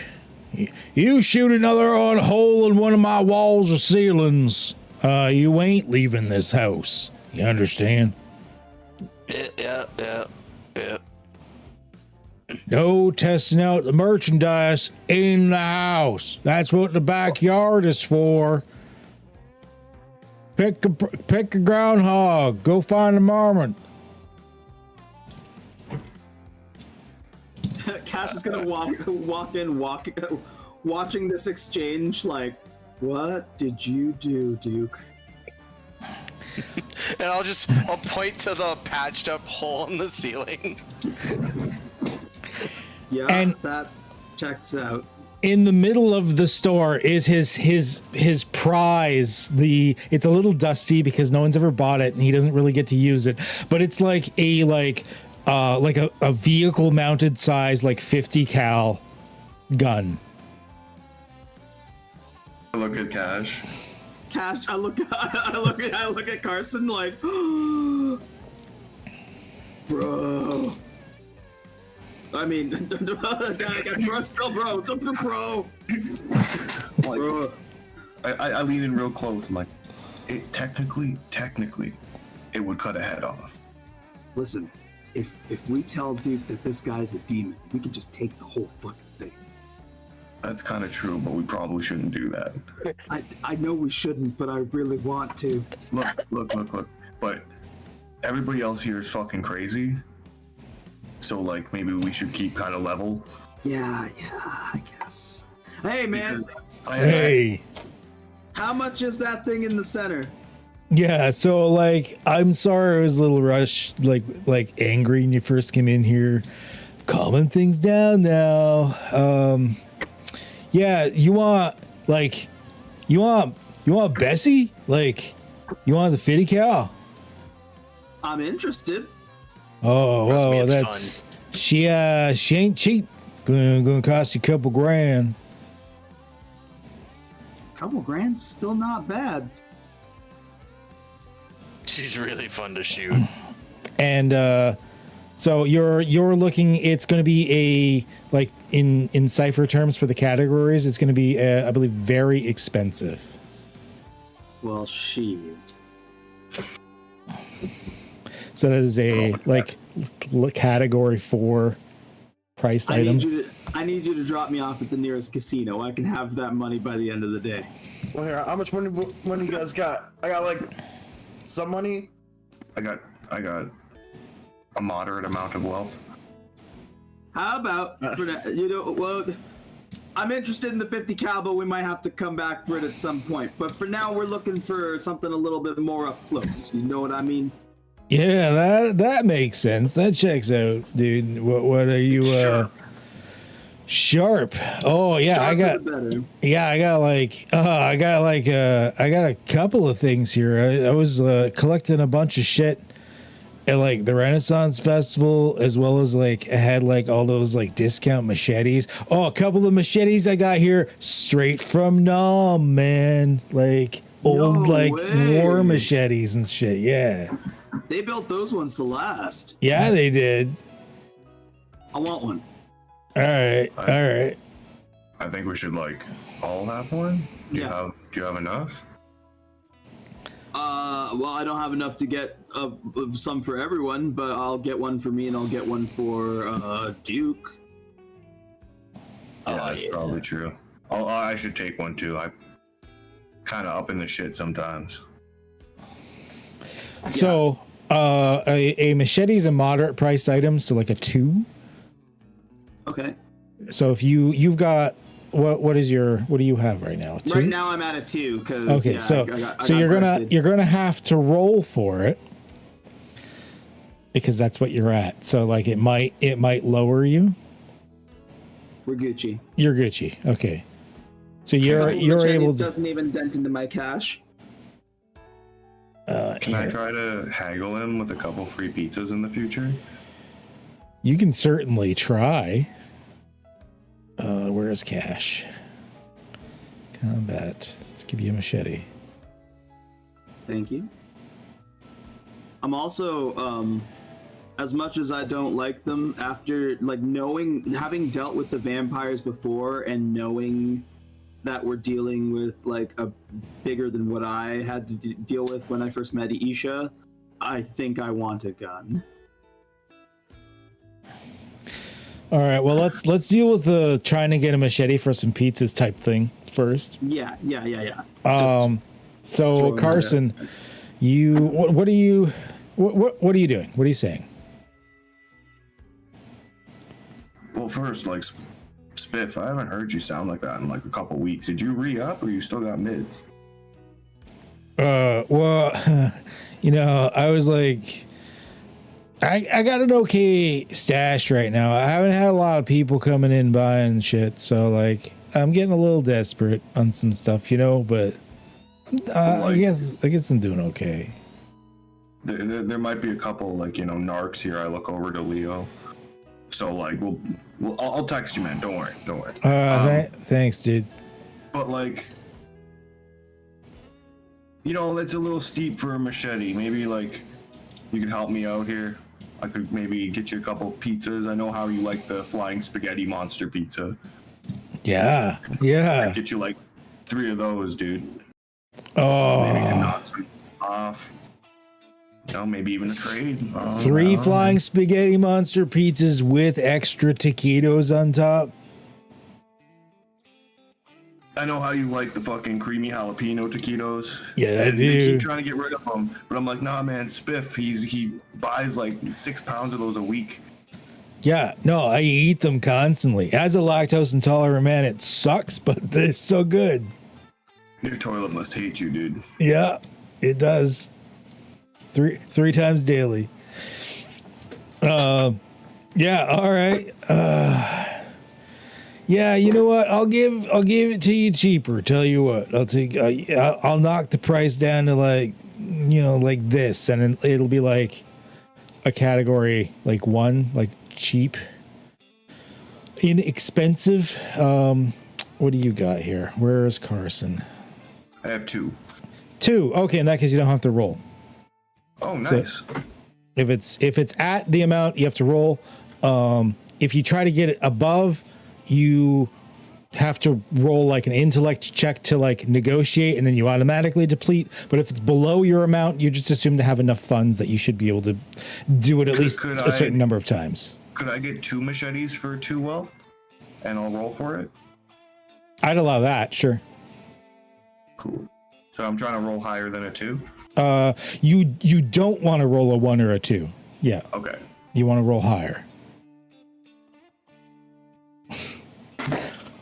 Or you were on your last few bucks there, and now you're down to a 1. Now you like only have like a couple bucks in the bank. There you go. There you go, dude. There you go. All my subscription fees just came out. Yeah. Oh, fuck. Netflix. Why are you like $70 now? What the fuck? Yeah, then I'll give the other machete to Mr. Shooty. I already bought one for Doug. Or for Duke. Oh, I thought you bought one for yourself. I got one for him and one for me. I said I couldn't fund everybody else's. Oh, okay. Well, here you go. Gear that we were gonna get for fucking Doc then? Like a sharp pointy stick? Oh, yeah. Like instead of it being 2 machetes, it's gonna be like a machete and a shitty stick. You don't want a machete, Jack? Oh, Jack's got his knife, but Doc needs a weapon. We're picking. He calls it his cocaine knife, but it's a large knife. Like it's not a small. It's not like a little thing. Yeah. Like Crocodile Dundee's knife. Yeah, it's like fucking big, like something you'd expect some guy that lives in the outback to carry. Like it's way bigger than it needs to be. Probably not legal. Maybe even counts as like a small sword in some countries or states. Yeah, it's a medium weapon that's he's currently doing 6 damage with. So when he says cocaine knife, he's not meaning like a little thing that he. Okay, so will he do a spear instead of the second machete? Does he have actually he's got like he had gotten some as like part of the like once again this like Renfest thing or whatever, and he'd gotten some like actual like spears in and stuff. He would do that. So the spear, who are you giving the spear to, Doc? Yeah, once we see him again. Once you see him again, I'll just put it on Doc then. So Doc, you're gonna have a spear once you meet up with them. So one thing I forget, it says I have 4 ammo for the shotgun. How much? Like it's not actually like 4 bullets, right? No, we're doing on depletions. At the end of a scene where you fired the weapon, you roll for depletion, or if I do a GM intrusion on you. Okay.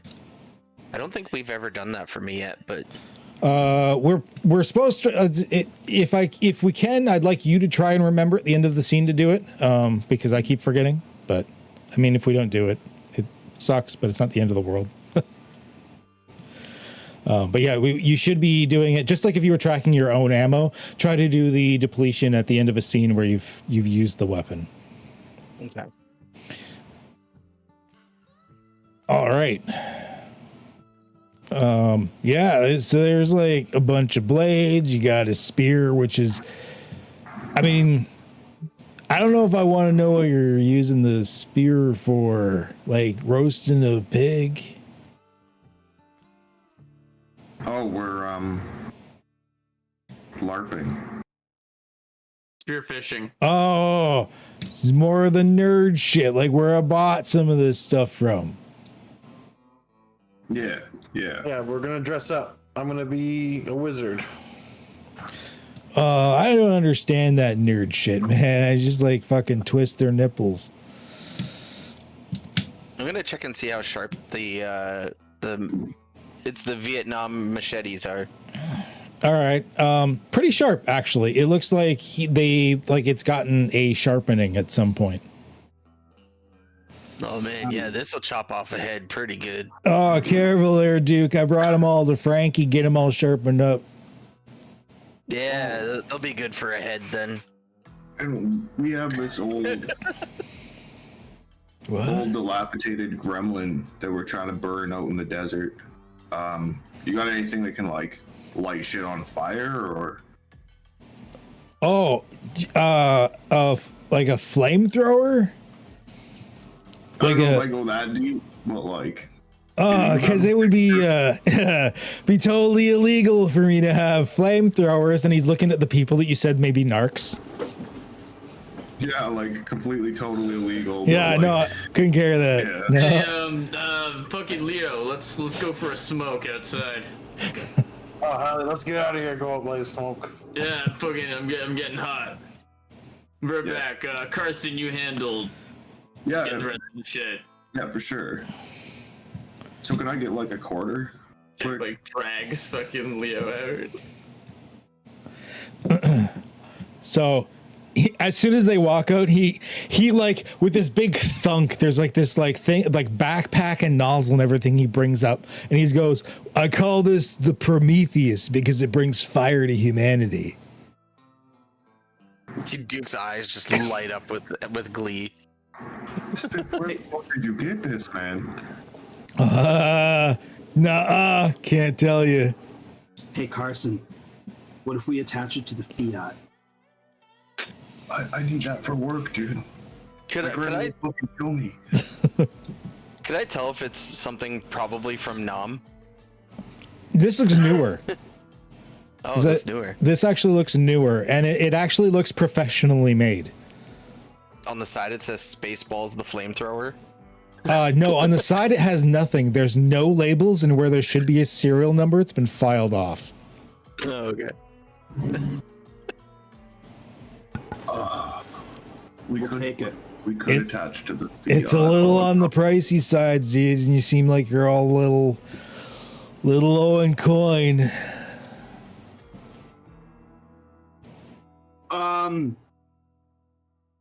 What? How much? What are we looking at? So this is looking to be an expensive item. An expensive item? Yeah, so What if- 3. What if, like, I'll take cash and whisper again. What if you gamble him for it? You a gambling man, Spiff? I mean, sometimes on like football. Football? How about this? Why don't we roll a game of dice? If you win, then you keep at your fair, moderate price. But as you notice, we're getting a little bit low. We do want to get a couple other things as well. So maybe if I win this game, you lower the price down a little bit.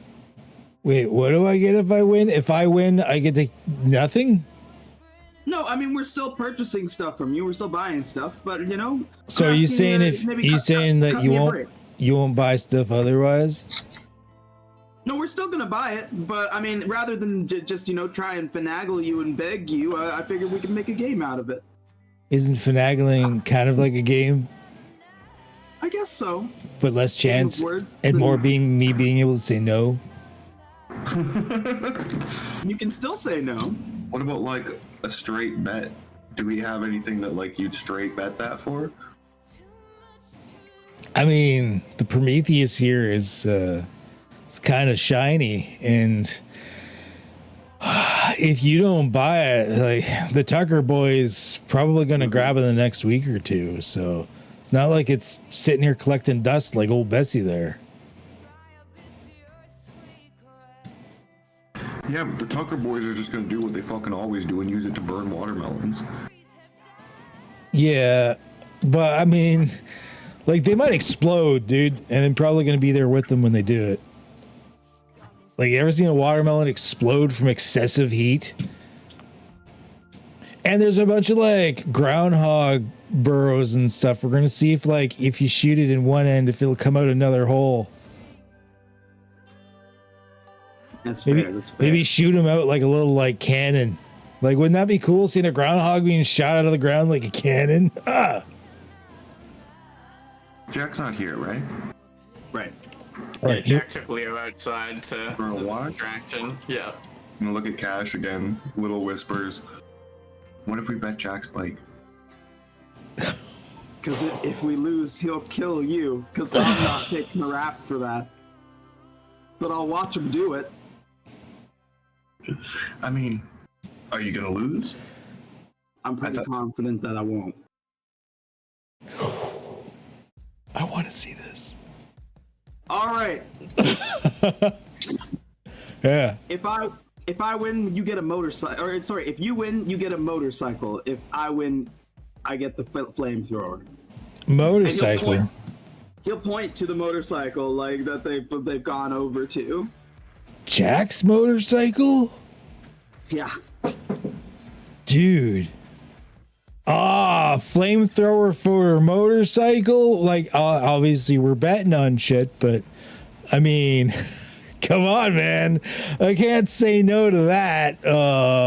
Yeah, okay.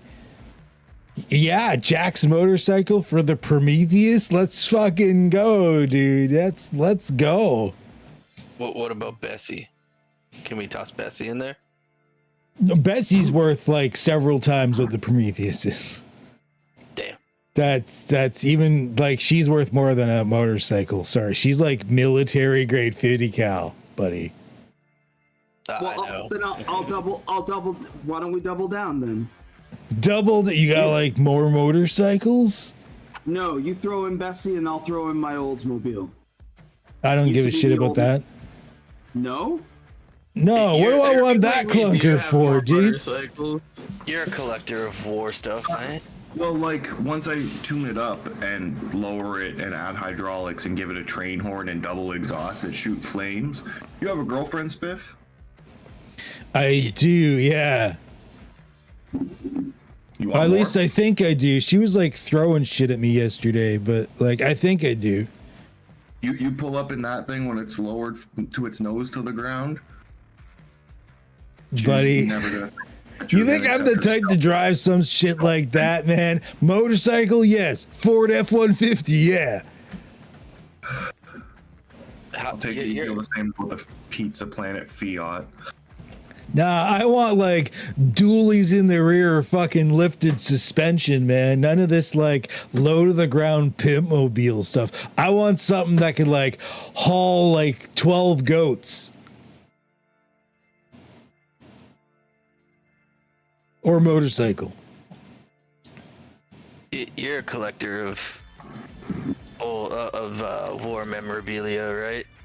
I am, yeah. The good side, though. Not like those motherfuckers that are like bad side shit. All right.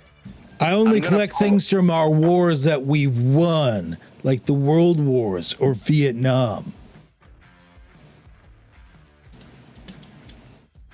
I'm gonna pull out my pilot wings and my army knife from when I was in Operation Desert Storm. Oh.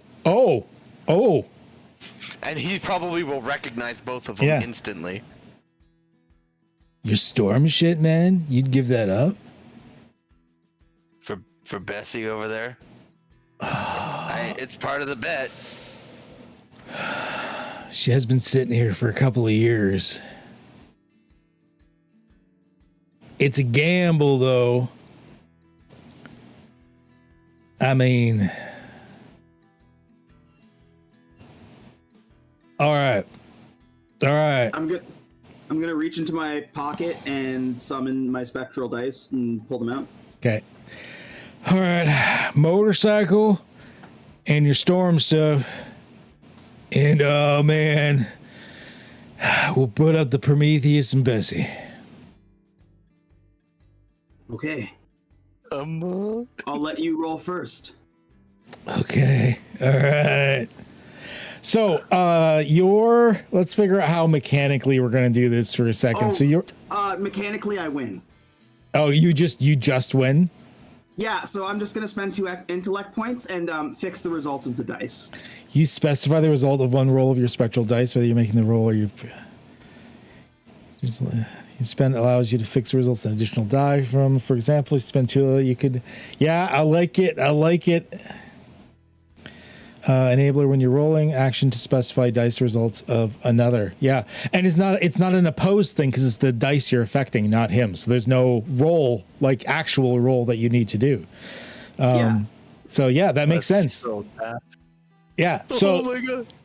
he's like, all right, simple dice here, man. Like high roll, and well, let's just see what he wrote a roll. So it'd be like, say you're rolling like what 2d6, like you're rolling a couple of 6-siders.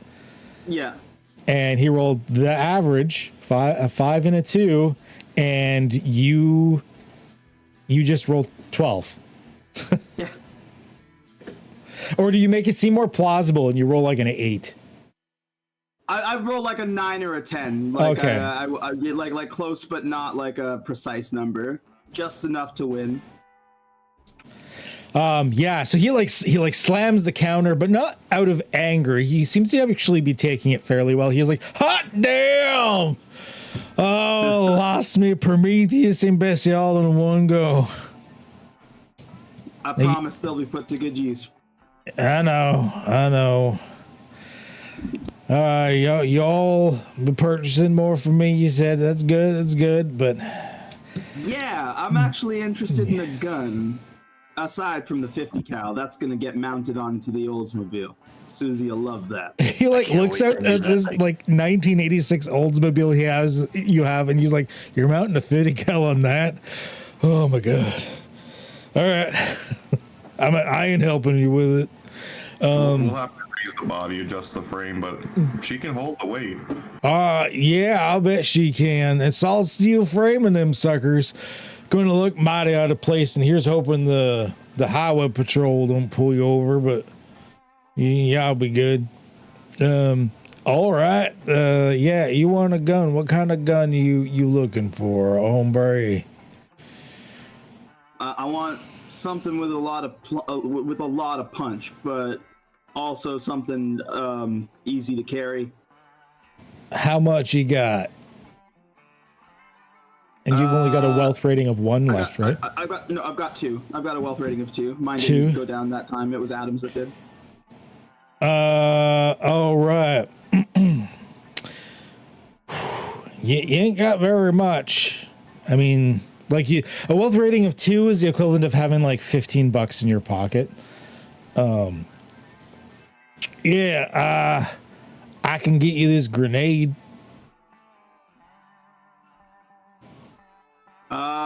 No, you know what? I'll just take Bessie and the flamethrower. That's it for me. All right. Yeah, the cheapest handgun is expensive, or a wealth rating of 3. I see. The Prometheus, the only reason it was a 3, because it actually should have been a 4, is because it was illegal and under the table. Nice. You know, take back my Desert Storm stuff. Yeah, he's actually more sad about that than even the motorcycle. You keep good care of that. We never tell Jack. No. Nope. Let's pick up Bessie and get it into the car. We'll have to figure out how to mount it later. I'm so excited for that. Well, you ride shotgun, so you'll probably be firing it. Yeah, I will. He pets both the items first. He's like, Bob Prometheus, Bob Betsy. But Bessie. hey, if we're ever back, you can still shoot her. Yeah. I don't see why not, right? And like, can I get that quarter? You want a quarter? Yeah. Yeah, he looks around, make sure your narc friends are around. Yeah, sure. Yeah. And we're just gonna role play that one out as if you had like prepaid or whatever. Like you're like, here, I know you're good for it, give me it when I show up next time. I'll send you those 2 NFTs. Oh yeah, the monkey ones or the duck ones? No, the sad ape, yeah. All right, awesome. Yeah, it's fucking NFTs are going places, man. I'm telling you. Right? We're on the ground floor. Yeah. Yeah. I wasn't expecting you guys to get the 50 cal or the Prometheus, the flamethrower. So that's fun. I was thinking it was going to be a stretch offering up the Desert Storm stuff, but I had to ask. I had to make sure.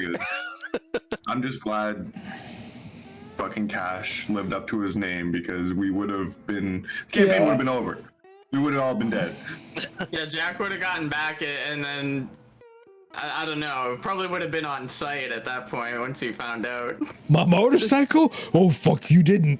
Cash. He sold my motorcycle, pulls out his gun, just starts shooting. Do you have the flamethrower on you, or are you giving the flamethrower to someone else?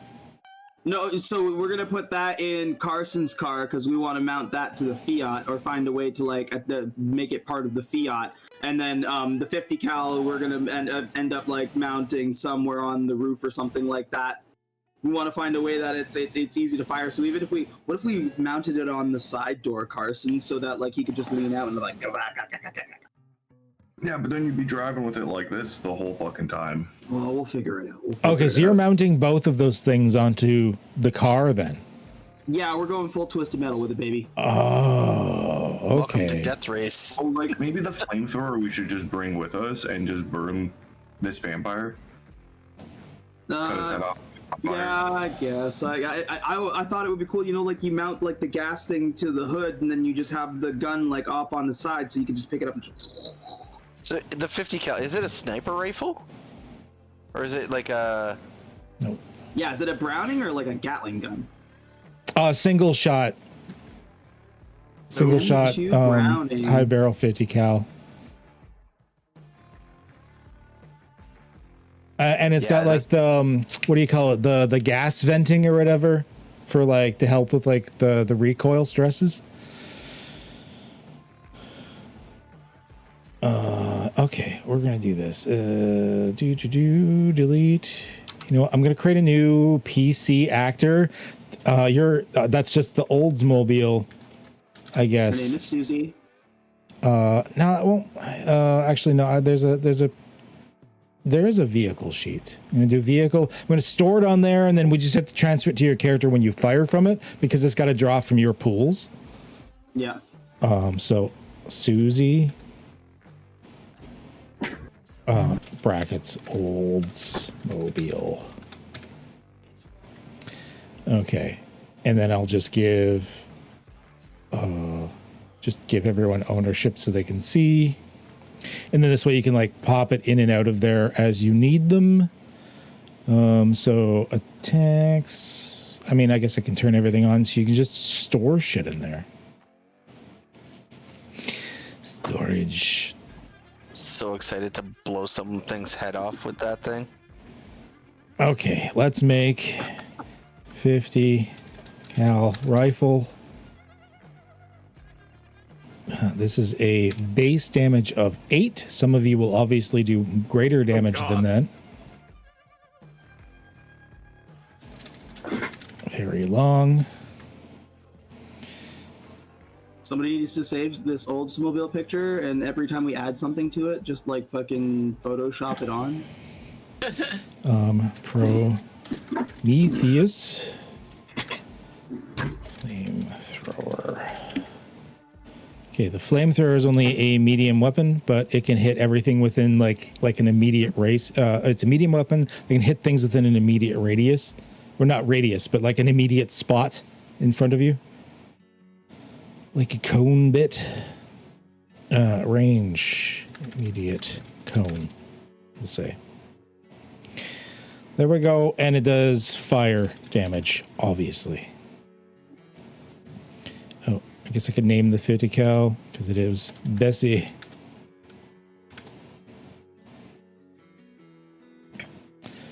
Okay. You have Susie the Oldsmobile. There we can put the transfer the proper picture on it afterwards. Oh, you're already done. You're already on it. You're already on it. There you go. Perfect.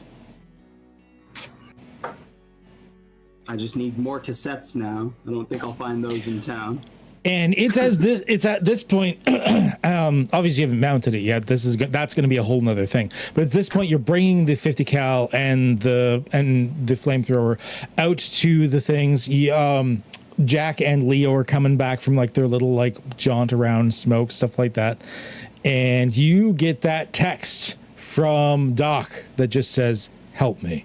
I believe it's Carson. Yeah. My eyes go wide again. And I'm like, guys, I start choosing my words a little more carefully, but like, okay, hear me out here. He was super bummed out when we told him he can't be a vampire. He seemed like he was feeling okay. He was like enjoying his morning. I saw him even eating the breakfast pizza that has pancake crust. And then his mood just flipped when we said, like, no, you shouldn't be a vampire. Okay? And then he said he wanted to be alone. Now, this all seems like little stuff. But when I took his phone, I saw his background image. And it was this. Do you know what this is? I don't know. Picture of him. Yeah, it's him in front of Anne Rice's house. You know who Anne Rice is? No. Not a clue, kid. She makes like vampire erotica or something. I don't know. I Googled it. What are you trying to say? Cash is like, He wants to be a vampire.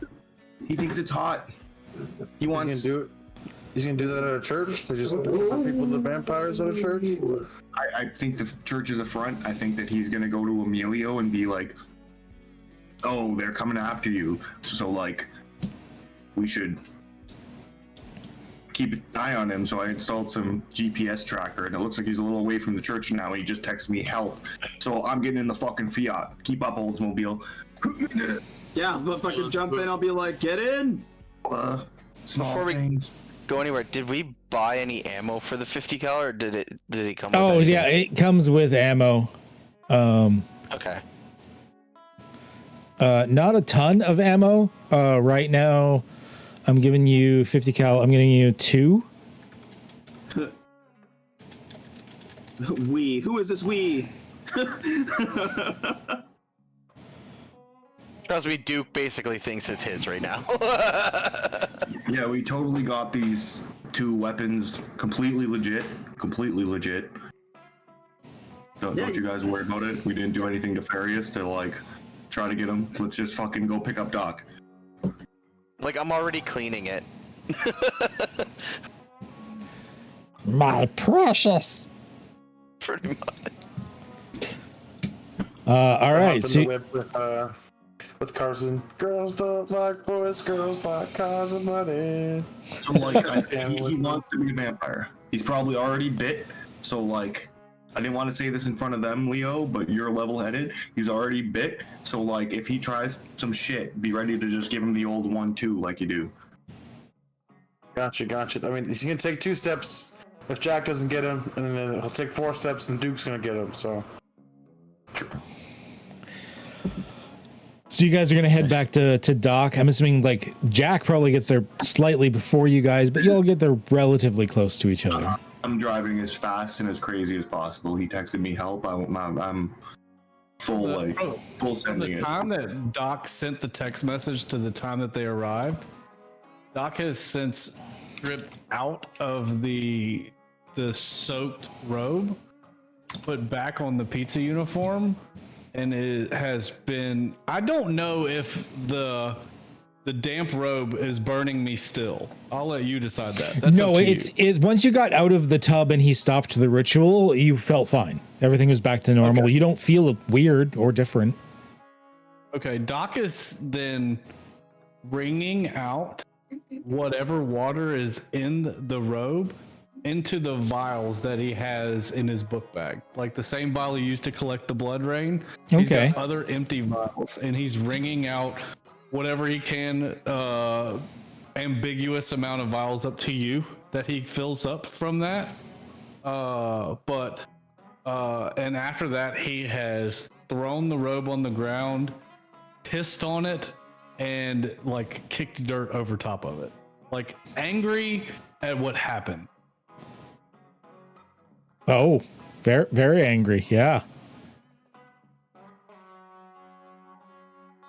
Okay. When we are picking you up, are you like covered in blood? And I'll leave that up to Ked. Whatever Ked, like I just wanted to paint the scene of what I did after the text, and whatever time y'all pull up, how you guys see me is up to Ked. Just wanted him to know what that window looked like. Yep. I was just adding a thing on your character sheet. Under your artifacts, you have one called Doc's Bath Water, and it just says you don't know what it does.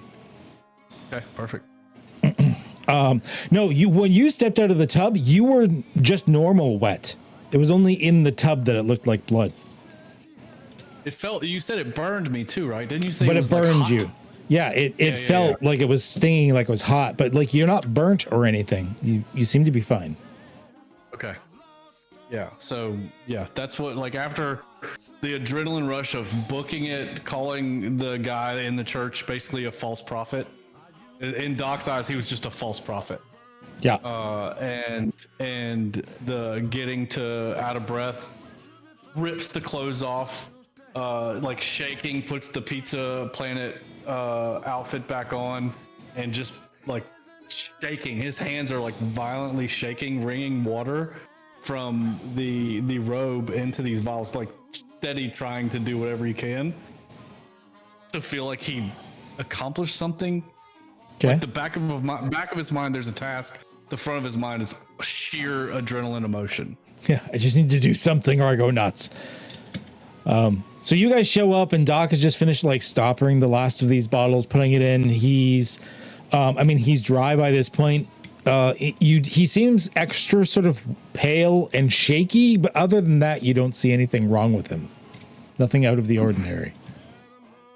And he's just standing there at like the middle of one of the dead end roads. I like skirt right up. Probably pacing. I'm probably pacing back and forth at that point. Like window down, yelling from the window as I'm getting out, like, "Hey, like Doc, what's up, dude? Like, what you need help with? What's up?"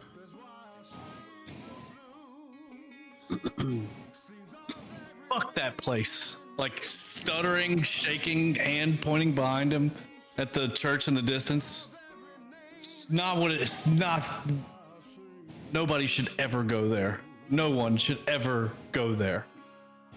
So I take it you didn't get the holy water. I got something. I don't know what it is. I gotta put it under a microscope. I gotta look at it and see the properties of the molecules. Cash doesn't get out of the car. Okay. Before I like invite you back in my car, dude. Are you a vampire? Am I what? Are you a vampire? It hasn't even been dark out yet. You dropped me off 45 minutes ago. What are we talking about? You have intentions of becoming a vampire? Did we go from trust to untrust in a matter of less than an hour? It's been a long hour. What is y'all's problem? Jack, I'd like to propose a GM intrusion to you. Sure.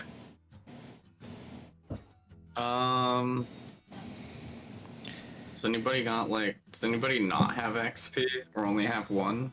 Let's check in the party overview. You are the lowest, actually. Alrighty then. Leo's still got like 8. Himself. Well, he gets right, one, but he gives one to someone else. So Here, I'll send it to Leonard because Jack and Leonard were hanging out earlier. all right. Jack, he points towards the chapel, being like, like going on saying bad things, fuck that guy, stuff like that. Jack, you used to run with that guy before he turned his life around. He went to like seminary school or whatever, and like actually like went like legit holy. He was like a brother to you. Like, even though he left the gang, even though he left that world, thankfully before the whole zombie thing happened or whatnot, so he never got to experience that. Like, he got out and he turned his life around, and this is still the type of guy where you probably come by and like have a beer with the priest once in a while. Like, he's close to you. Okay. And now this guy is saying that, like, fuck that guy and stuff like that. Does the priest already have a name, or? No, do you want to give him a name? It's gonna be, I don't know. Bias. Greg. There we go. Greg. Yeah. Greg. Father Greg. I'm gonna give him 2 G's. Yeah, there you go. Yeah. Jack would like get off his bike, like he like almost like launches himself off it, like his bike almost falls over. He's like, hey, that's Greg you're talking about. Fucking him and I are blood, even though he's fucking left everything.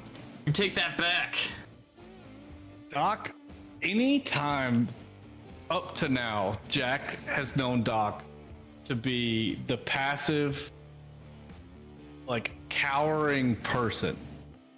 If Jack ever even raised his voice, Doc would shrivel. And they've had a long working relationship up to now, and he knows that. So he's expecting Doc to cower at the second he raises his voice. But this time, Doc's eyes lock into Jack. Fearless, no care in the world, and looks him dead in the eye and says, you know me just as well as you know him, and he just tried to kill me. What? How? What the fuck happened in there, dude? Can I like... Because he's like turned his life around, right? Like it's been like a while. Because Yeah. Everybody in Jack's crew died like a while ago, so this was like predates that. The predates that. You remember he ran with your crew not for very long, like he went through a very troubled youth. Then he decided, like he had like a moment where he felt like the calling, and he went back to like seminary school back in like Oxford, but then decided that it was the people in where he was in Nevada that needed his help the most, so that's why he came back. Okay, yeah. So does this seem like something that like it seems out of character, basically? Yeah, as far as you can tell, you've never seen him do anything shady. But like, does Doc seem like he's lying? He seems obviously like fucked up. Like he's, you know what I mean? You've never known Doc to be the lying type. I mean, your character, like he's got that like anxious honesty about him, like you've got to believe me type of thing. I feel like Jack, like, because of how vicious he is as a person, like, upon seeing Doc, like, kind of challenge him, Jack would probably, like, run up and, like, maybe grab him by, like, the cuff of the shirt, like, a little bit, and then kind of, like, stop himself. Because it's Doc, right? Like, he gets real close, like, just, you know, like, a couple inches from his face, and then he's, like, looking into his eyes, and he stops for a second, like, the, you know, the rage kind of clears. He pushes Doc back a little bit, because he's still kind of, he's mad that his buddy, you know, he's saying this about his friend, but it's Doc, he should give him, like, you know what I mean? He get the other side of the truth. So he's like, alright, well, let me go talk to him then. Doc's like, when you grab Doc, he like startles back, and like his instincts fight or flight, and like his arm kind of like pushes one away, like he fails, like he doesn't even keep your grip. Like Doc tries to push you away and like kind of cowers inside of your grip, and he says, I don't know what is going on right now, but look, God, I just felt the worst feeling I've ever felt in my life. The life being pulled from my body as I couldn't breathe, and all I felt was an intense, searing pain upon my skin, and all I wanted to do was burn that building to the ground while I ran from it, and I just needed my friends here, and I panicked and I sent Carson that message, and I don't know what's going on. Like, that's not how it was supposed to go in my brain. I just wanted to believe again, but now I don't believe in anything.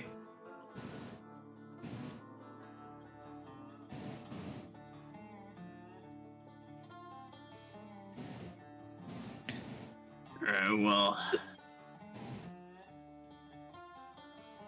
Wait, what are you gonna say, Duke? does he need a wake-up call?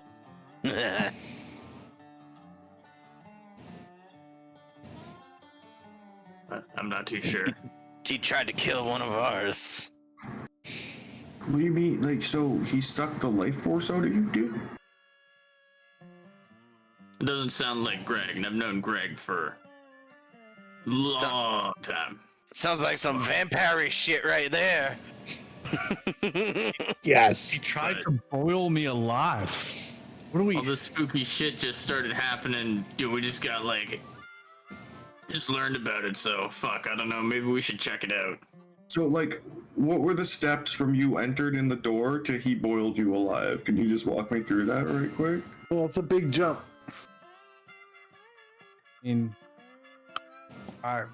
Okay, you keep role playing for a second. I actually need the washroom. We'll be right back. Sure. Let's do. I gotta do it anyway. Take a 5 minute. Oh, okay. Let's take a fiver. If everyone needs it, take a fiver. Works for me. Holy shit! You're wild.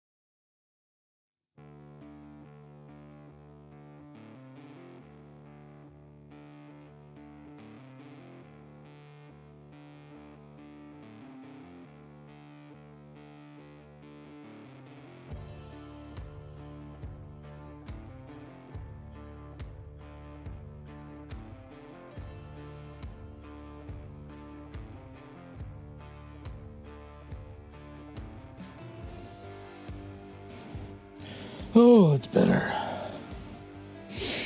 Sorry if I didn't say hello to anyone that was in the chat. Hello. We were, when we're role playing, we don't tend to talk with the chat as much. Although I have been considering doing some like channel point redemption type stuff with chat in the future. Still figuring out how to work that out for YouTube. It's not as easy as on Twitch. But we'll see. I might get back to multi-streaming. Not sure.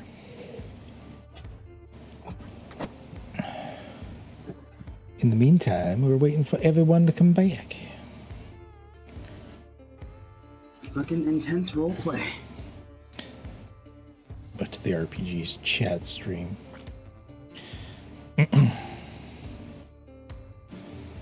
So like about Cypher, it's like I see like there's like one or two players like sitting there like not with much to do right now, and I want to stir the pot a little so I can just be like intrusion because I want to.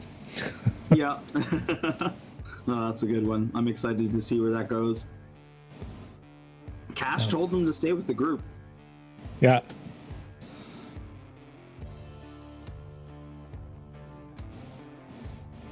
Oh, I'm so excited to fucking soup up this car.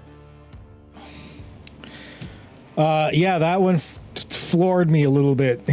You're gonna go full like Mad Max in the fucking 1986 Oldsmobile. I just got finished watching the season of Twisted Metal, the TV show. Is it any good? I didn't realize it was getting released. I enjoyed it. It was fun. Well, it's on Peacock, so you know how I got it. Yeah. It's on Peacock. What's Peacock? It's fucking NBC's streaming platform. Oh.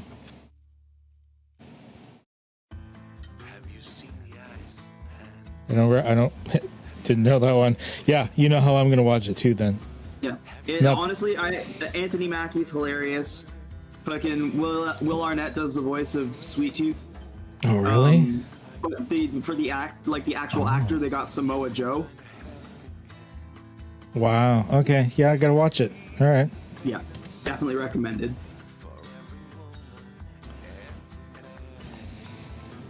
Yeah, I didn't really know much about it. I just heard the other day that it was existing. So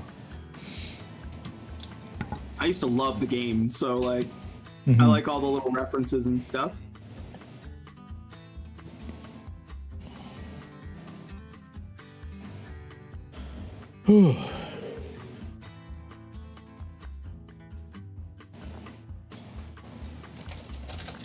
Sour Patch Kids.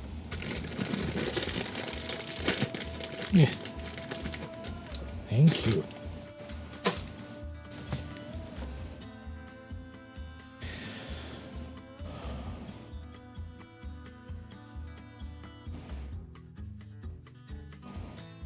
Ooh, imagine how many people watching right now. Sunday evening is kind of an odd time to watch like a lengthy live stream. Yeah, people are resetting for Monday. Mm-hmm. Then I mean, not a lot of people like to sit down and watch. Like, unless you like know the people, there's not a lot of people that actually want to sit down and watch a 3-hour live stream of something. Although it's funny because at the same token, it's like a lot of people be like, I don't want to sit down for a 3-hour live stream. That's pretty long. Anywho, I'm going to go watch 30 episodes of this TV show. Yeah. Brain dead, turn off. Just sucked into reruns of CSI. Yeah. Yeah, I'm going to go watch 70 episodes of this alphabet paint by numbers, cop drama.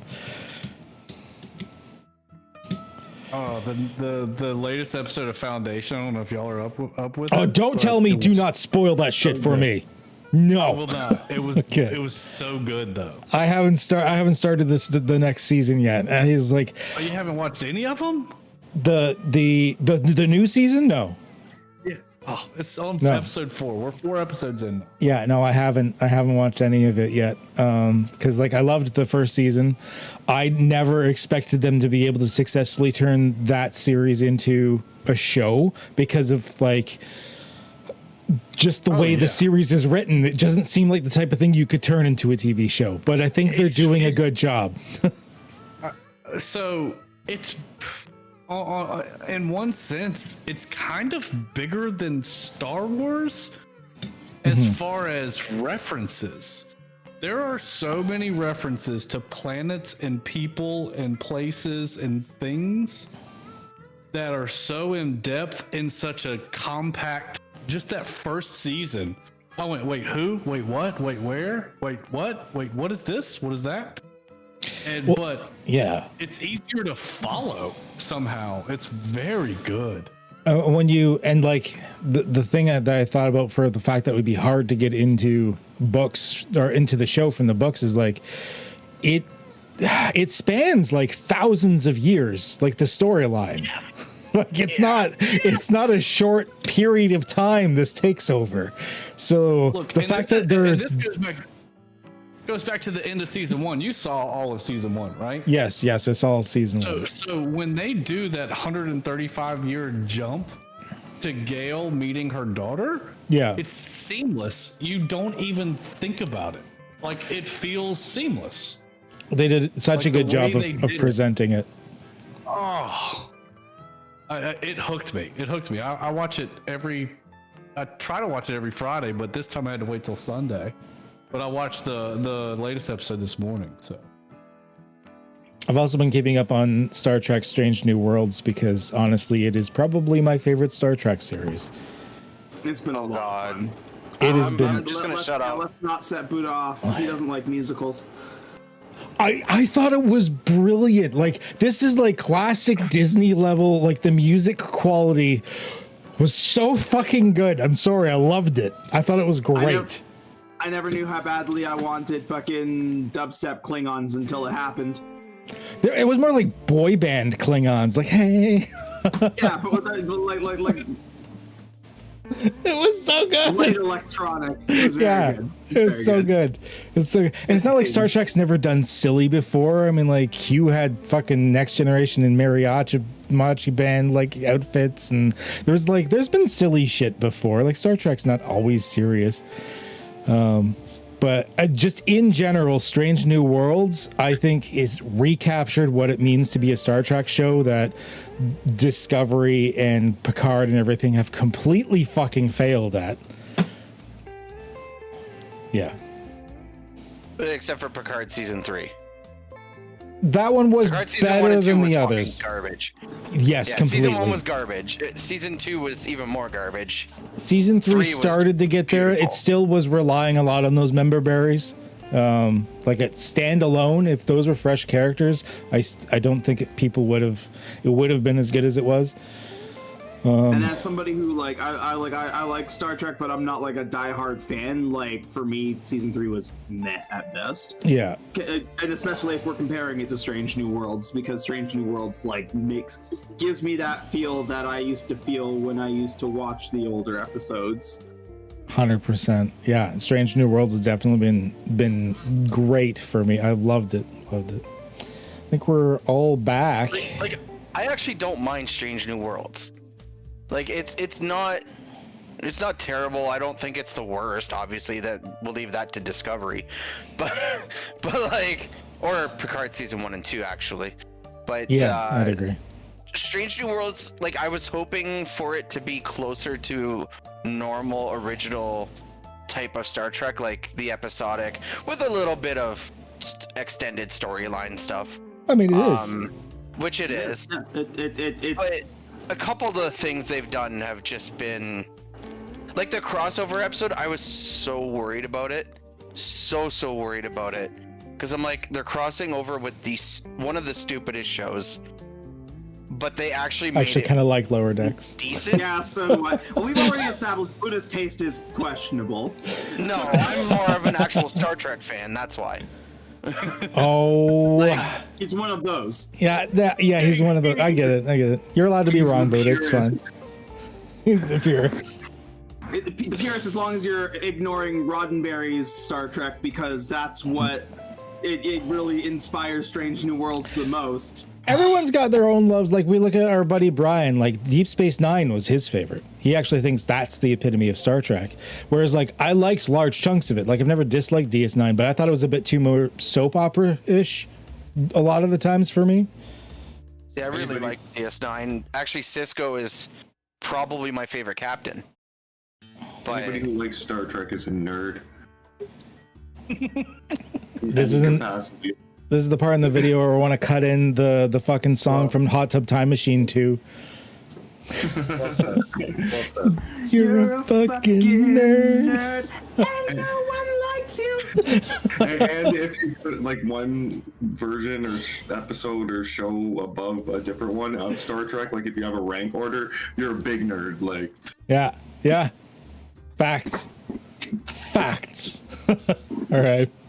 All right, let's get back into Nevada and away from the future in outer space.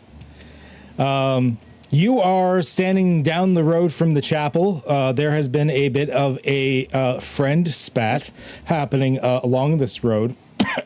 It got to the point where it almost looked like it was coming to fisticuffs for a moment, which Leo, being the ex-cop, like looking around, realizing how public of a place you are, and you know that this could have gone badly because you guys are skating on pretty thin ice right now, all things considered.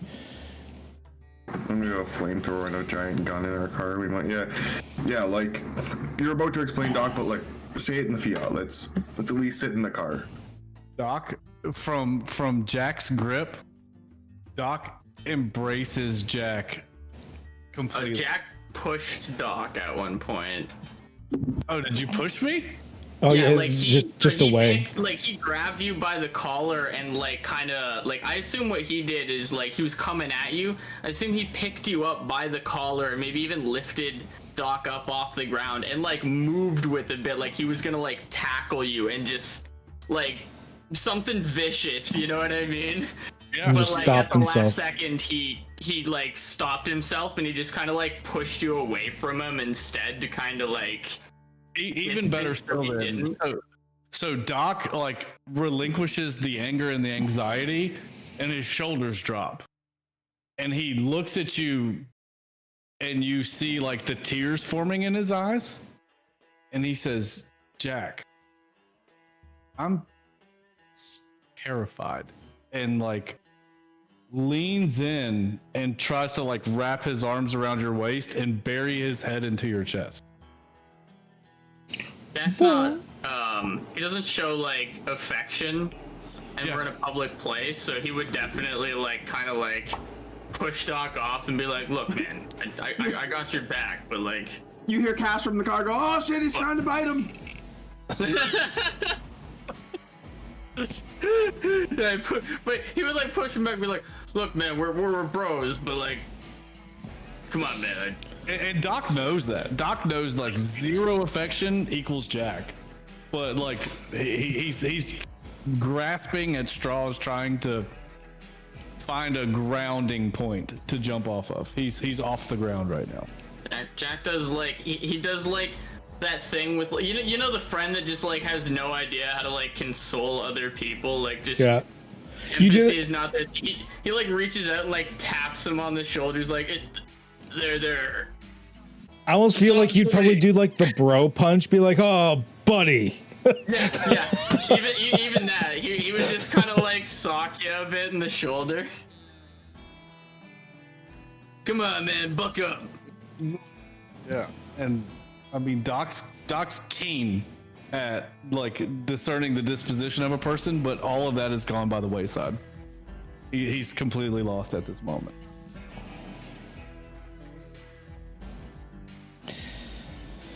So like, do we need to see Greg, or? Well, you guys wanted fucking holy water. Well, like, I'm not going back in that place. we have So you should probably stay out here. You said you know him. Like, can you vouch for him, Jack? Yeah, we ran together back in the day.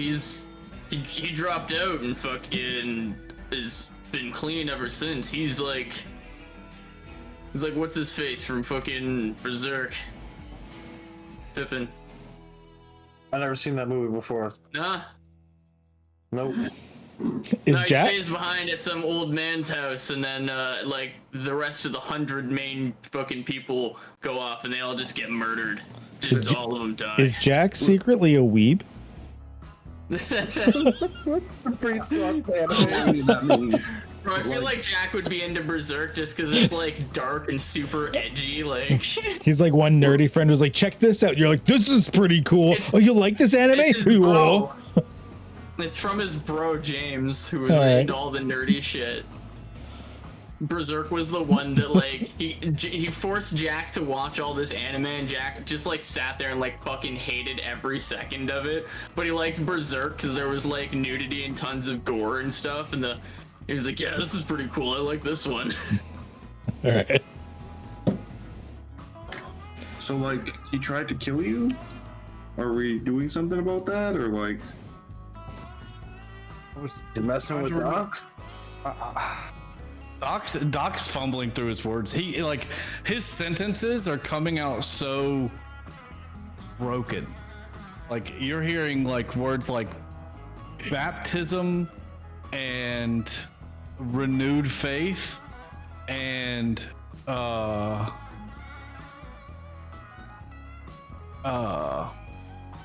God dang, the word just slipped my mind. When you go back behind the curtain with the priest, what's that called? Confessional. Confession. You're hearing A confession. crime. Yeah. Rhyme. Yeah, and words like confession, but jumbled like just stuttering through everything else. And burn.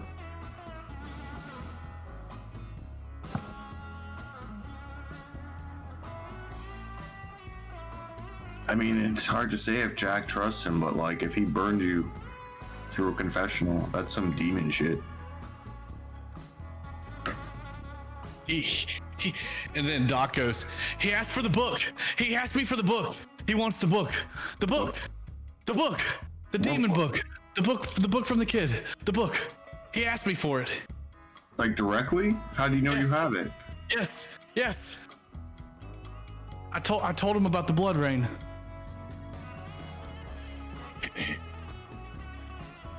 Oh shit. Did you give him the book? No, it's right here. It's right here. And Doc pulls it out of his pack. Like fumble, like pack hits the ground. Like he's fighting the zipper for like what feels like 5 minutes before he finally gets it open, and then like yanks the book out, and he's like, see, I didn't give it to him. But you gotta believe me. He wanted this.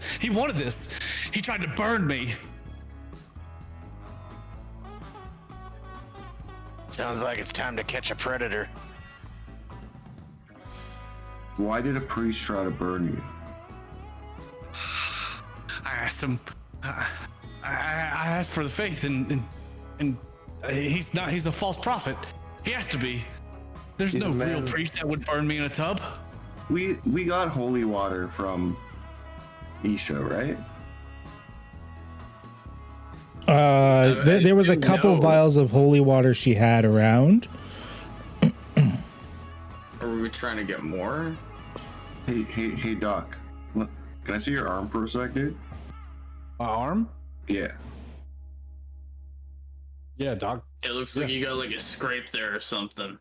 I pour a bit of holy water on his arm.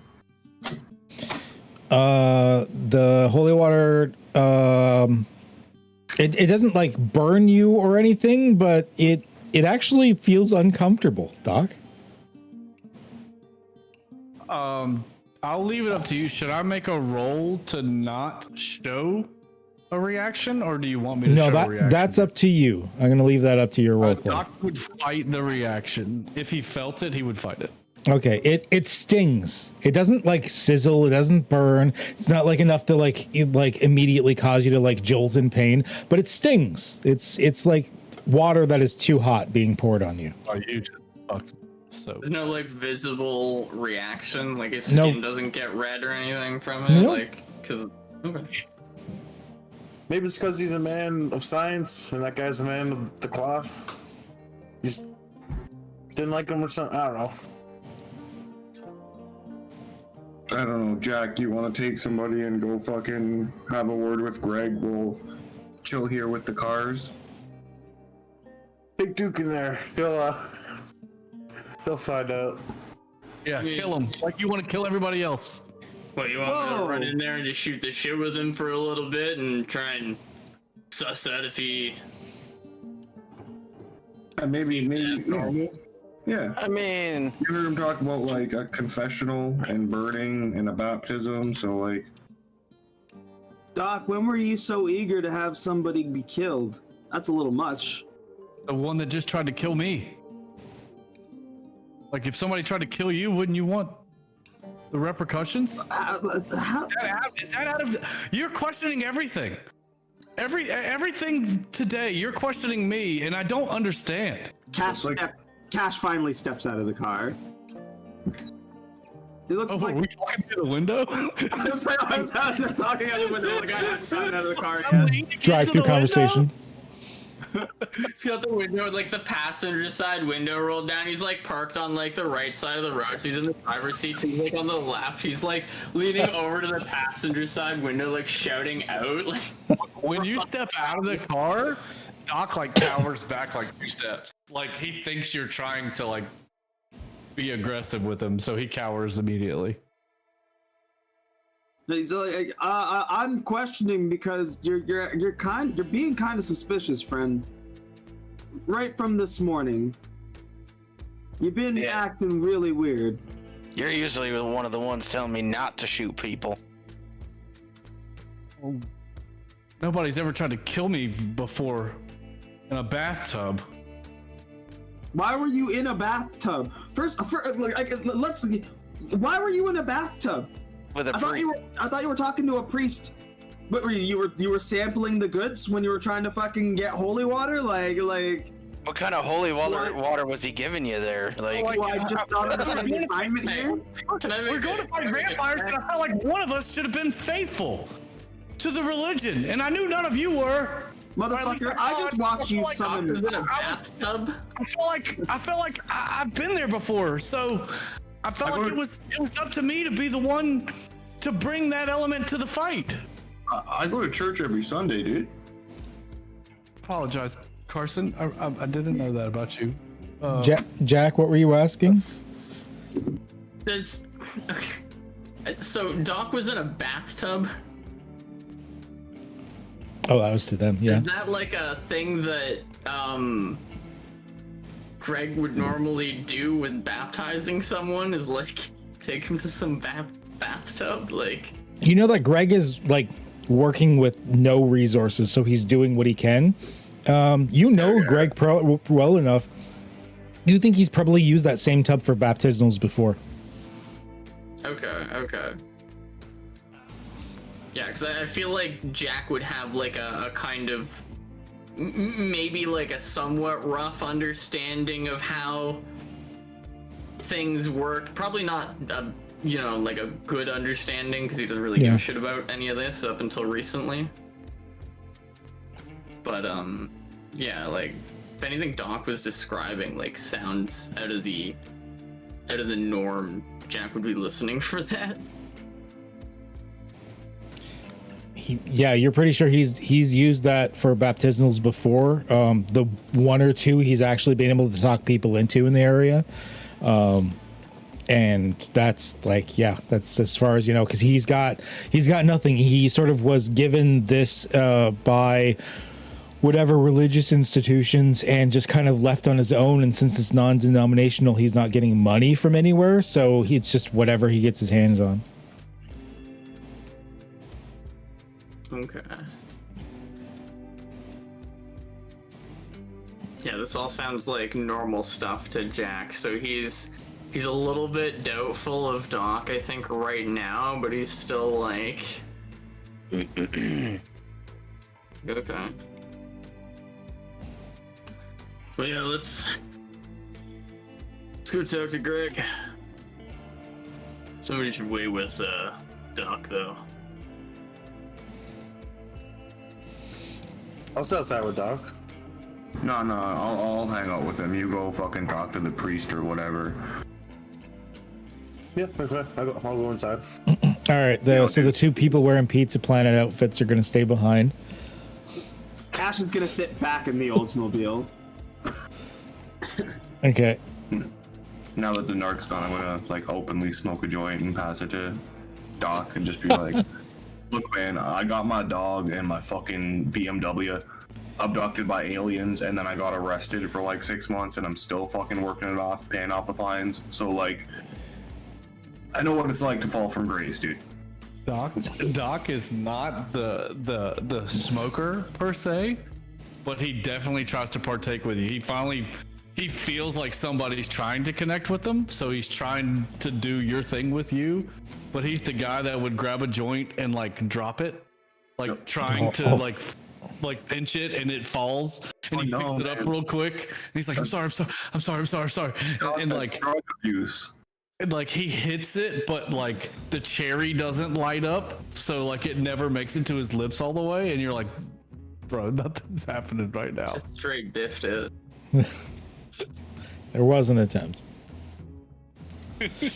All right, so Jack, Leo, and Duke. Oh, this is gonna end well. You go to the church, well, the chapel, little one room shack that's painted semi-white. And yeah, you Jack, I'm assuming you just kind of like enter in through the front door. Yeah, I mean, Jack's buddies with Greg, so I mean, what time is it? Is it like super late? Is it like? It's like middle of the afternoon. Oh yeah, I mean, Jack would just like stroll on up, kind of thing. Like,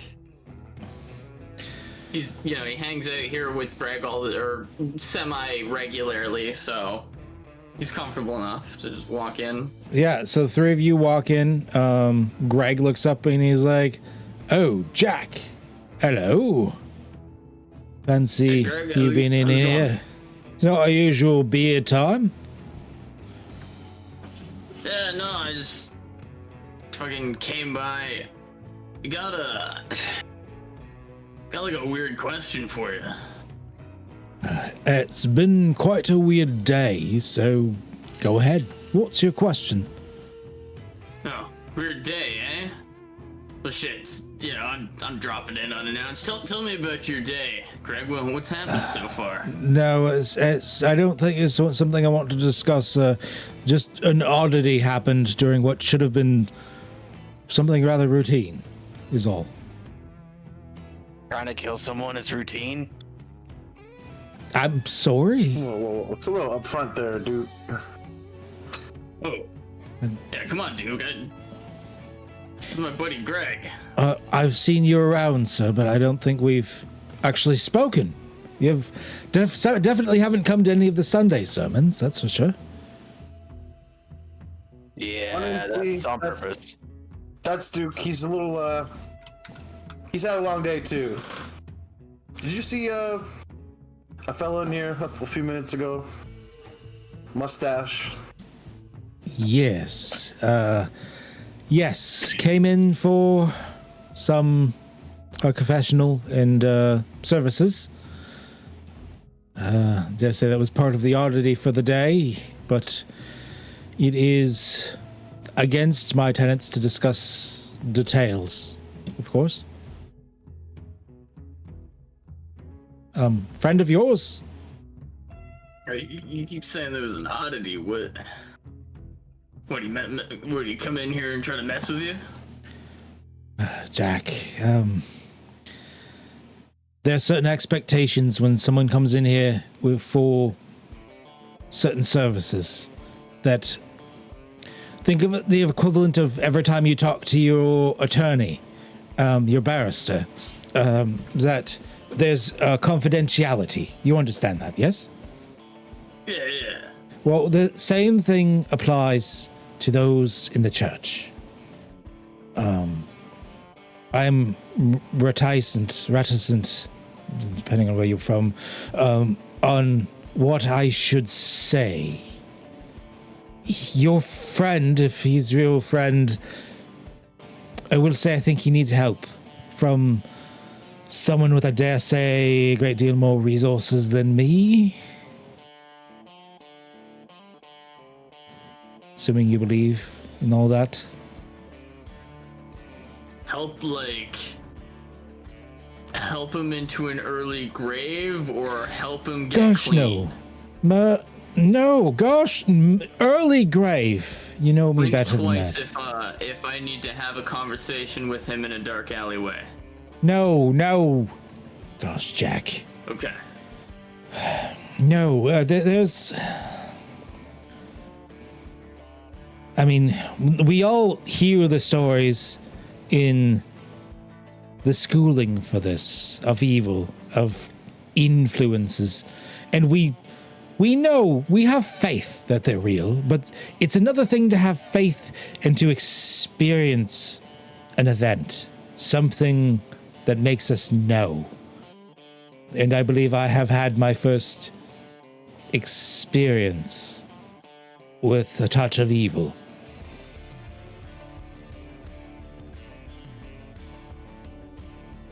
Talking about supernatural, right, Greg? That shit that fucking James was always on about. Yeah, touch of the supernatural, yes. Your friend seemed sincere and quite amicable in many ways, but there was a taint upon him, some sort of influence, and when the water touched him, it turned to blood. And with all the strange blood occurrences that seem to be happening in this town lately, I wondered if he might be the cause? Greg, I'm gonna be real with you. Supernatural stuff, like, yeah. I mean, since you've apparently already been initiated, that's good. I don't have to, Yes. worry. Wasn't my fault. Yeah, that shit's all real. Okay. He mentioned something in particular. Well, he mentioned something about possessing a book on demonic rites and rituals and such, and considering a couple of blood incidences within the town, and he himself turned the bathtub to blood. I'm making some assumptions. Okay. I mean, I think it's safe to assume that most things that you think are, are actually that. Because we've tussled with the supernatural ourselves. We killed some vampires a little while back. How the... I'm being the guys serious here, Jake. This is not silly cinematic movies. This is influences of the devil. Real things. How do we hear him? He's not lying. And I'll be like, look at this face. Does it look like I'm lying? It's hard to There's tell. a reason to lie to you. He's just making it up on a whim. Look, everything you saw actually happened. How do you think we cure that? Whatever the fuck's going on with him, if we can. I'm a little out of my depth. I've only been doing this a few years. I've been That's here fine, less you're than a the year. Greg, you're the most experienced guy that we got. Is that why you burned our friend? Your friend was burnt through the faith, which is not a good sign. I don't think that. I don't think Greg maliciously attacked Doc. I think this is a holy place, sanctified ground or whatever. I was giving him a baptismal like I've done dozens of times before, and never have I had a reaction like that. There was something different about him.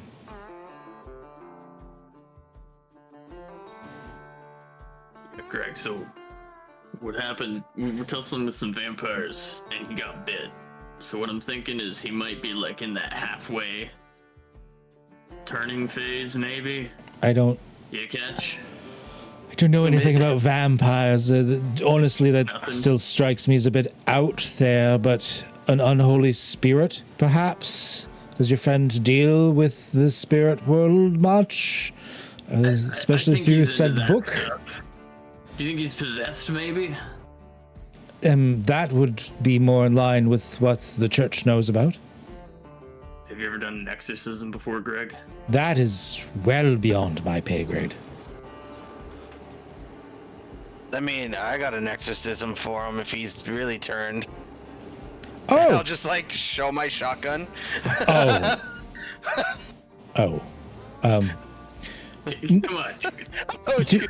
I do not think that needs to happen. He seems to still be a functional member of society and genuinely a good person from what I experienced of him. Okay, well, Wait, I'm not killing anything today?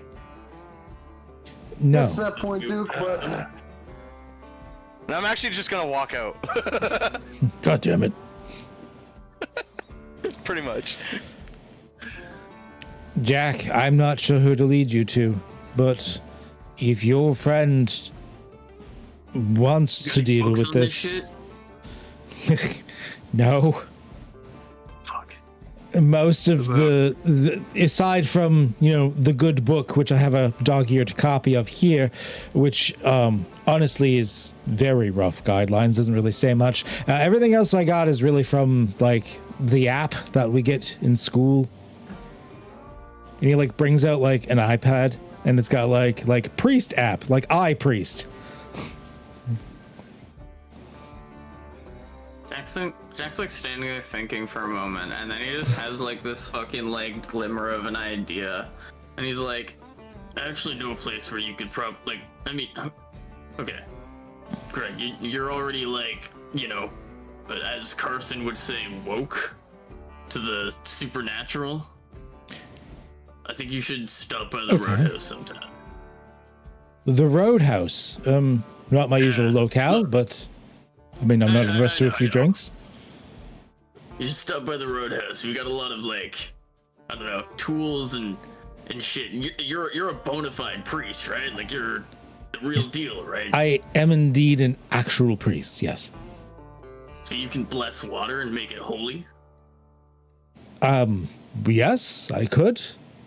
There's two different, I want to say, levels of that. There's the whole like, blessed be this water, and then we call it holy water. But then there's, of course, the actual infused rite of blessings upon water, which is significantly more involved. Okay. Well, do you think, I mean, you're a priest, you're woke to the supernatural, you live on sanctified ground, so you should be kind of safe, but like, you know, Doc came in here, he's all like fucked up on, what do you call it? You should definitely like read up on stuff, I guess, and well, the information I have is more about, you know, day-to-day activities and doing. Yeah, it's. I don't have that information. That I don't know what information I'm going to get a Roadhouse for this. Talk to Isha. Tell her I sent you, and you know. Well, very well. Maybe you and her can work together on a way to try and like, I don't know, help Doc. Exercise him or something. We can certainly try. All jumpy. I see. Okay. Well, I will take a look. My scooter is pretty much charged, so I will be able to make it down later. Good. Now we're like, does Greg seems normal, I guess, like throughout the whole conversation? Like this is just normal. A little shaken, but I mean that doesn't seem abnormal. Yeah. Okay. Yeah, because Jack's like pretty sure that Greg seems okay at this point. So I don't know. He's kind of like, you know, whatever. We have a priest now, I guess. Oh, Jack's gonna be like, you wouldn't happen to have any like actual holy water around here, would you? Not the type of thing I have stocked up. Not the more refined grade of it, anyways. Shit. There's certain materials I may need for it and stuff. And unfortunately here I don't have access to anything. Even the Wi-Fi is actually being borrowed from the postal service. All right, Greg, text me what you need. I'll try to figure out if I can maybe get you some supplies. Okay, all right. Well, just don't like text me back. I only have 200 more texts left this month. I'm running low on minutes. Yeah. Do you have like free minutes after or whatever? You can leave like a voicemail. I don't. do you have an app?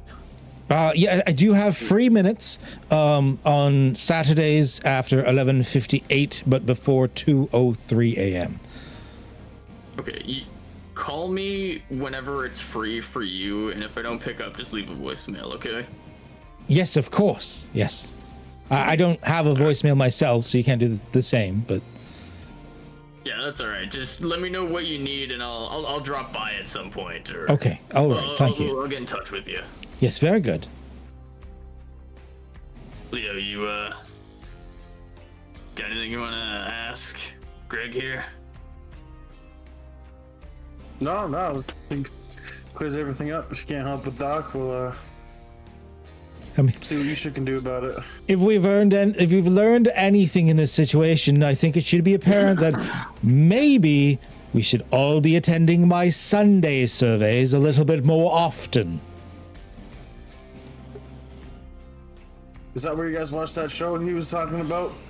Bob Kirk? No, it's Berserk? it's where no, I was not the one watching that. No, it's where we learn more about religion and doing the right things and not allowing yourselves to be tainted by unholy spirits. Ah, I see. There you go, Duke. Come on down on Sundays. I walked out. Yeah, Duke left after he discovered there was no one to kill. Oh, you did say that, sorry.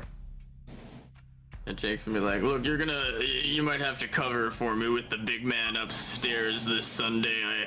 I might be out, cleaning up the evil spirits.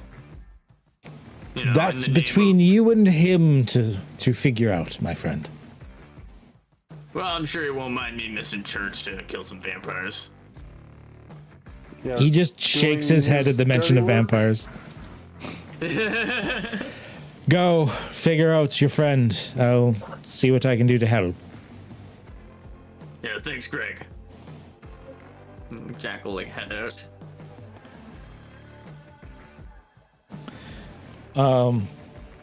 Yeah, so everyone hanging out at the cars. You see Jack. Well, Duke is already walking out, but you see Jack and Leo actually walk out of the little church there and back up to you guys.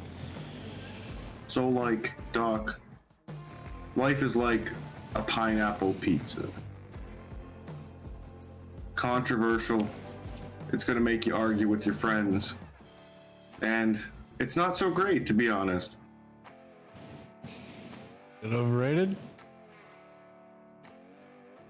What? Bit overrated? I'm sorry, I'm stoned. I forgot what I was talking about. I thought you were talking about. I thought you were talking about the trial. Sorry. What trail? Oh. There, look, there's Jack. Yeah, I know, I see him. Fucking be cool. Someone cutting the grass over here? Is that a skunk? And Doc, Guys, careful, there might be a skunk around here. Doc, whisper yells.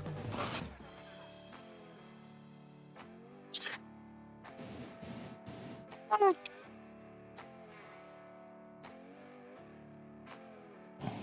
don't think he can hear us. What?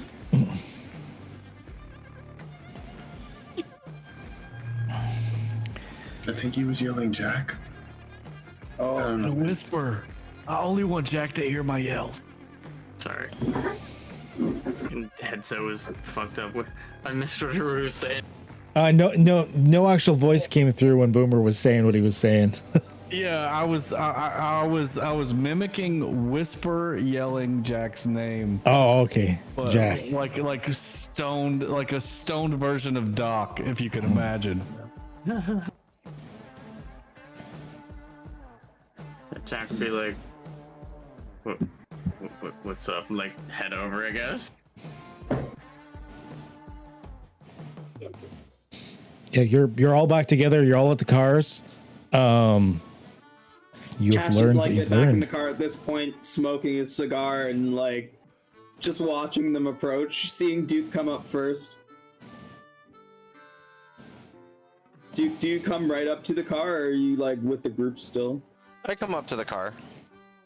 I look over, I'm like, Duke, what do you think of having like a shotgun holster in the passenger side? Oh, this thing never leaves me. And I just tap it like under the under the coat. That's fair. That's fair. What if like for a second one? Ooh. Like a backup. Yeah. I could live with that. All right, I'll talk to Carson. I just like text it to Carson. I'm assuming I got your new phone number by now. Oh yeah. Yeah. I send you back like a picture of like just a bunch of emojis, like gun, car, wrench. Wrench. So it's with that everyone gets together. You're standing in the middle of the dusty road in the hot Nevada summer, and everyone's just kind of standing there feeling a little bit awkward about each other because there's a lot of things going on between you. So that's where we're going to leave it for tonight, because I think this is a good place to leave it. As you stand there just staring at each other in a rather odd amount of silence, with probably soft amounts of Britney Spears coming from a 1986 Oldsmobile. It's an 84, actually. 84 Oldsmobile. Oh, there we go. Duke's probably sitting there cleaning Bessie. Yeah. Jack's gonna like, I guess Jack's gonna like punch Doc. Kind of hard, not like super hard, not like in the face, but like in the shoulder or something, and be like, nothing's wrong with Greg, you fucking idiot. What's wrong with you? I mean, if we're still role-playing, Doc would take offense. Like, did he tell you Sure. anything that I didn't? Well, you told me to kill him. Cut the scene. Oh, okay. In that case, that's where we'll actually cut.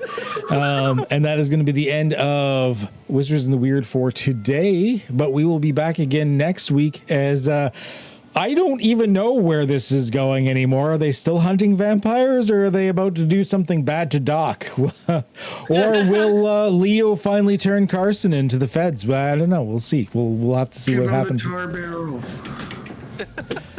But thank you for joining everyone here as a content creator, streamer, or something like that of some kind or another. So the links are in the doobly-doo below. Go ahead and check them out. Don't forget to check out the links for my social stuff, and especially give the thumbs up and subscribbles and everything for my YouTube channel. If you haven't yet, I'd super appreciate that. If you like what I do, feel free. A couple of bucks for this Canuck and my Ko-Fi's never goes amiss, but you don't got it. It's not a big deal. And as always,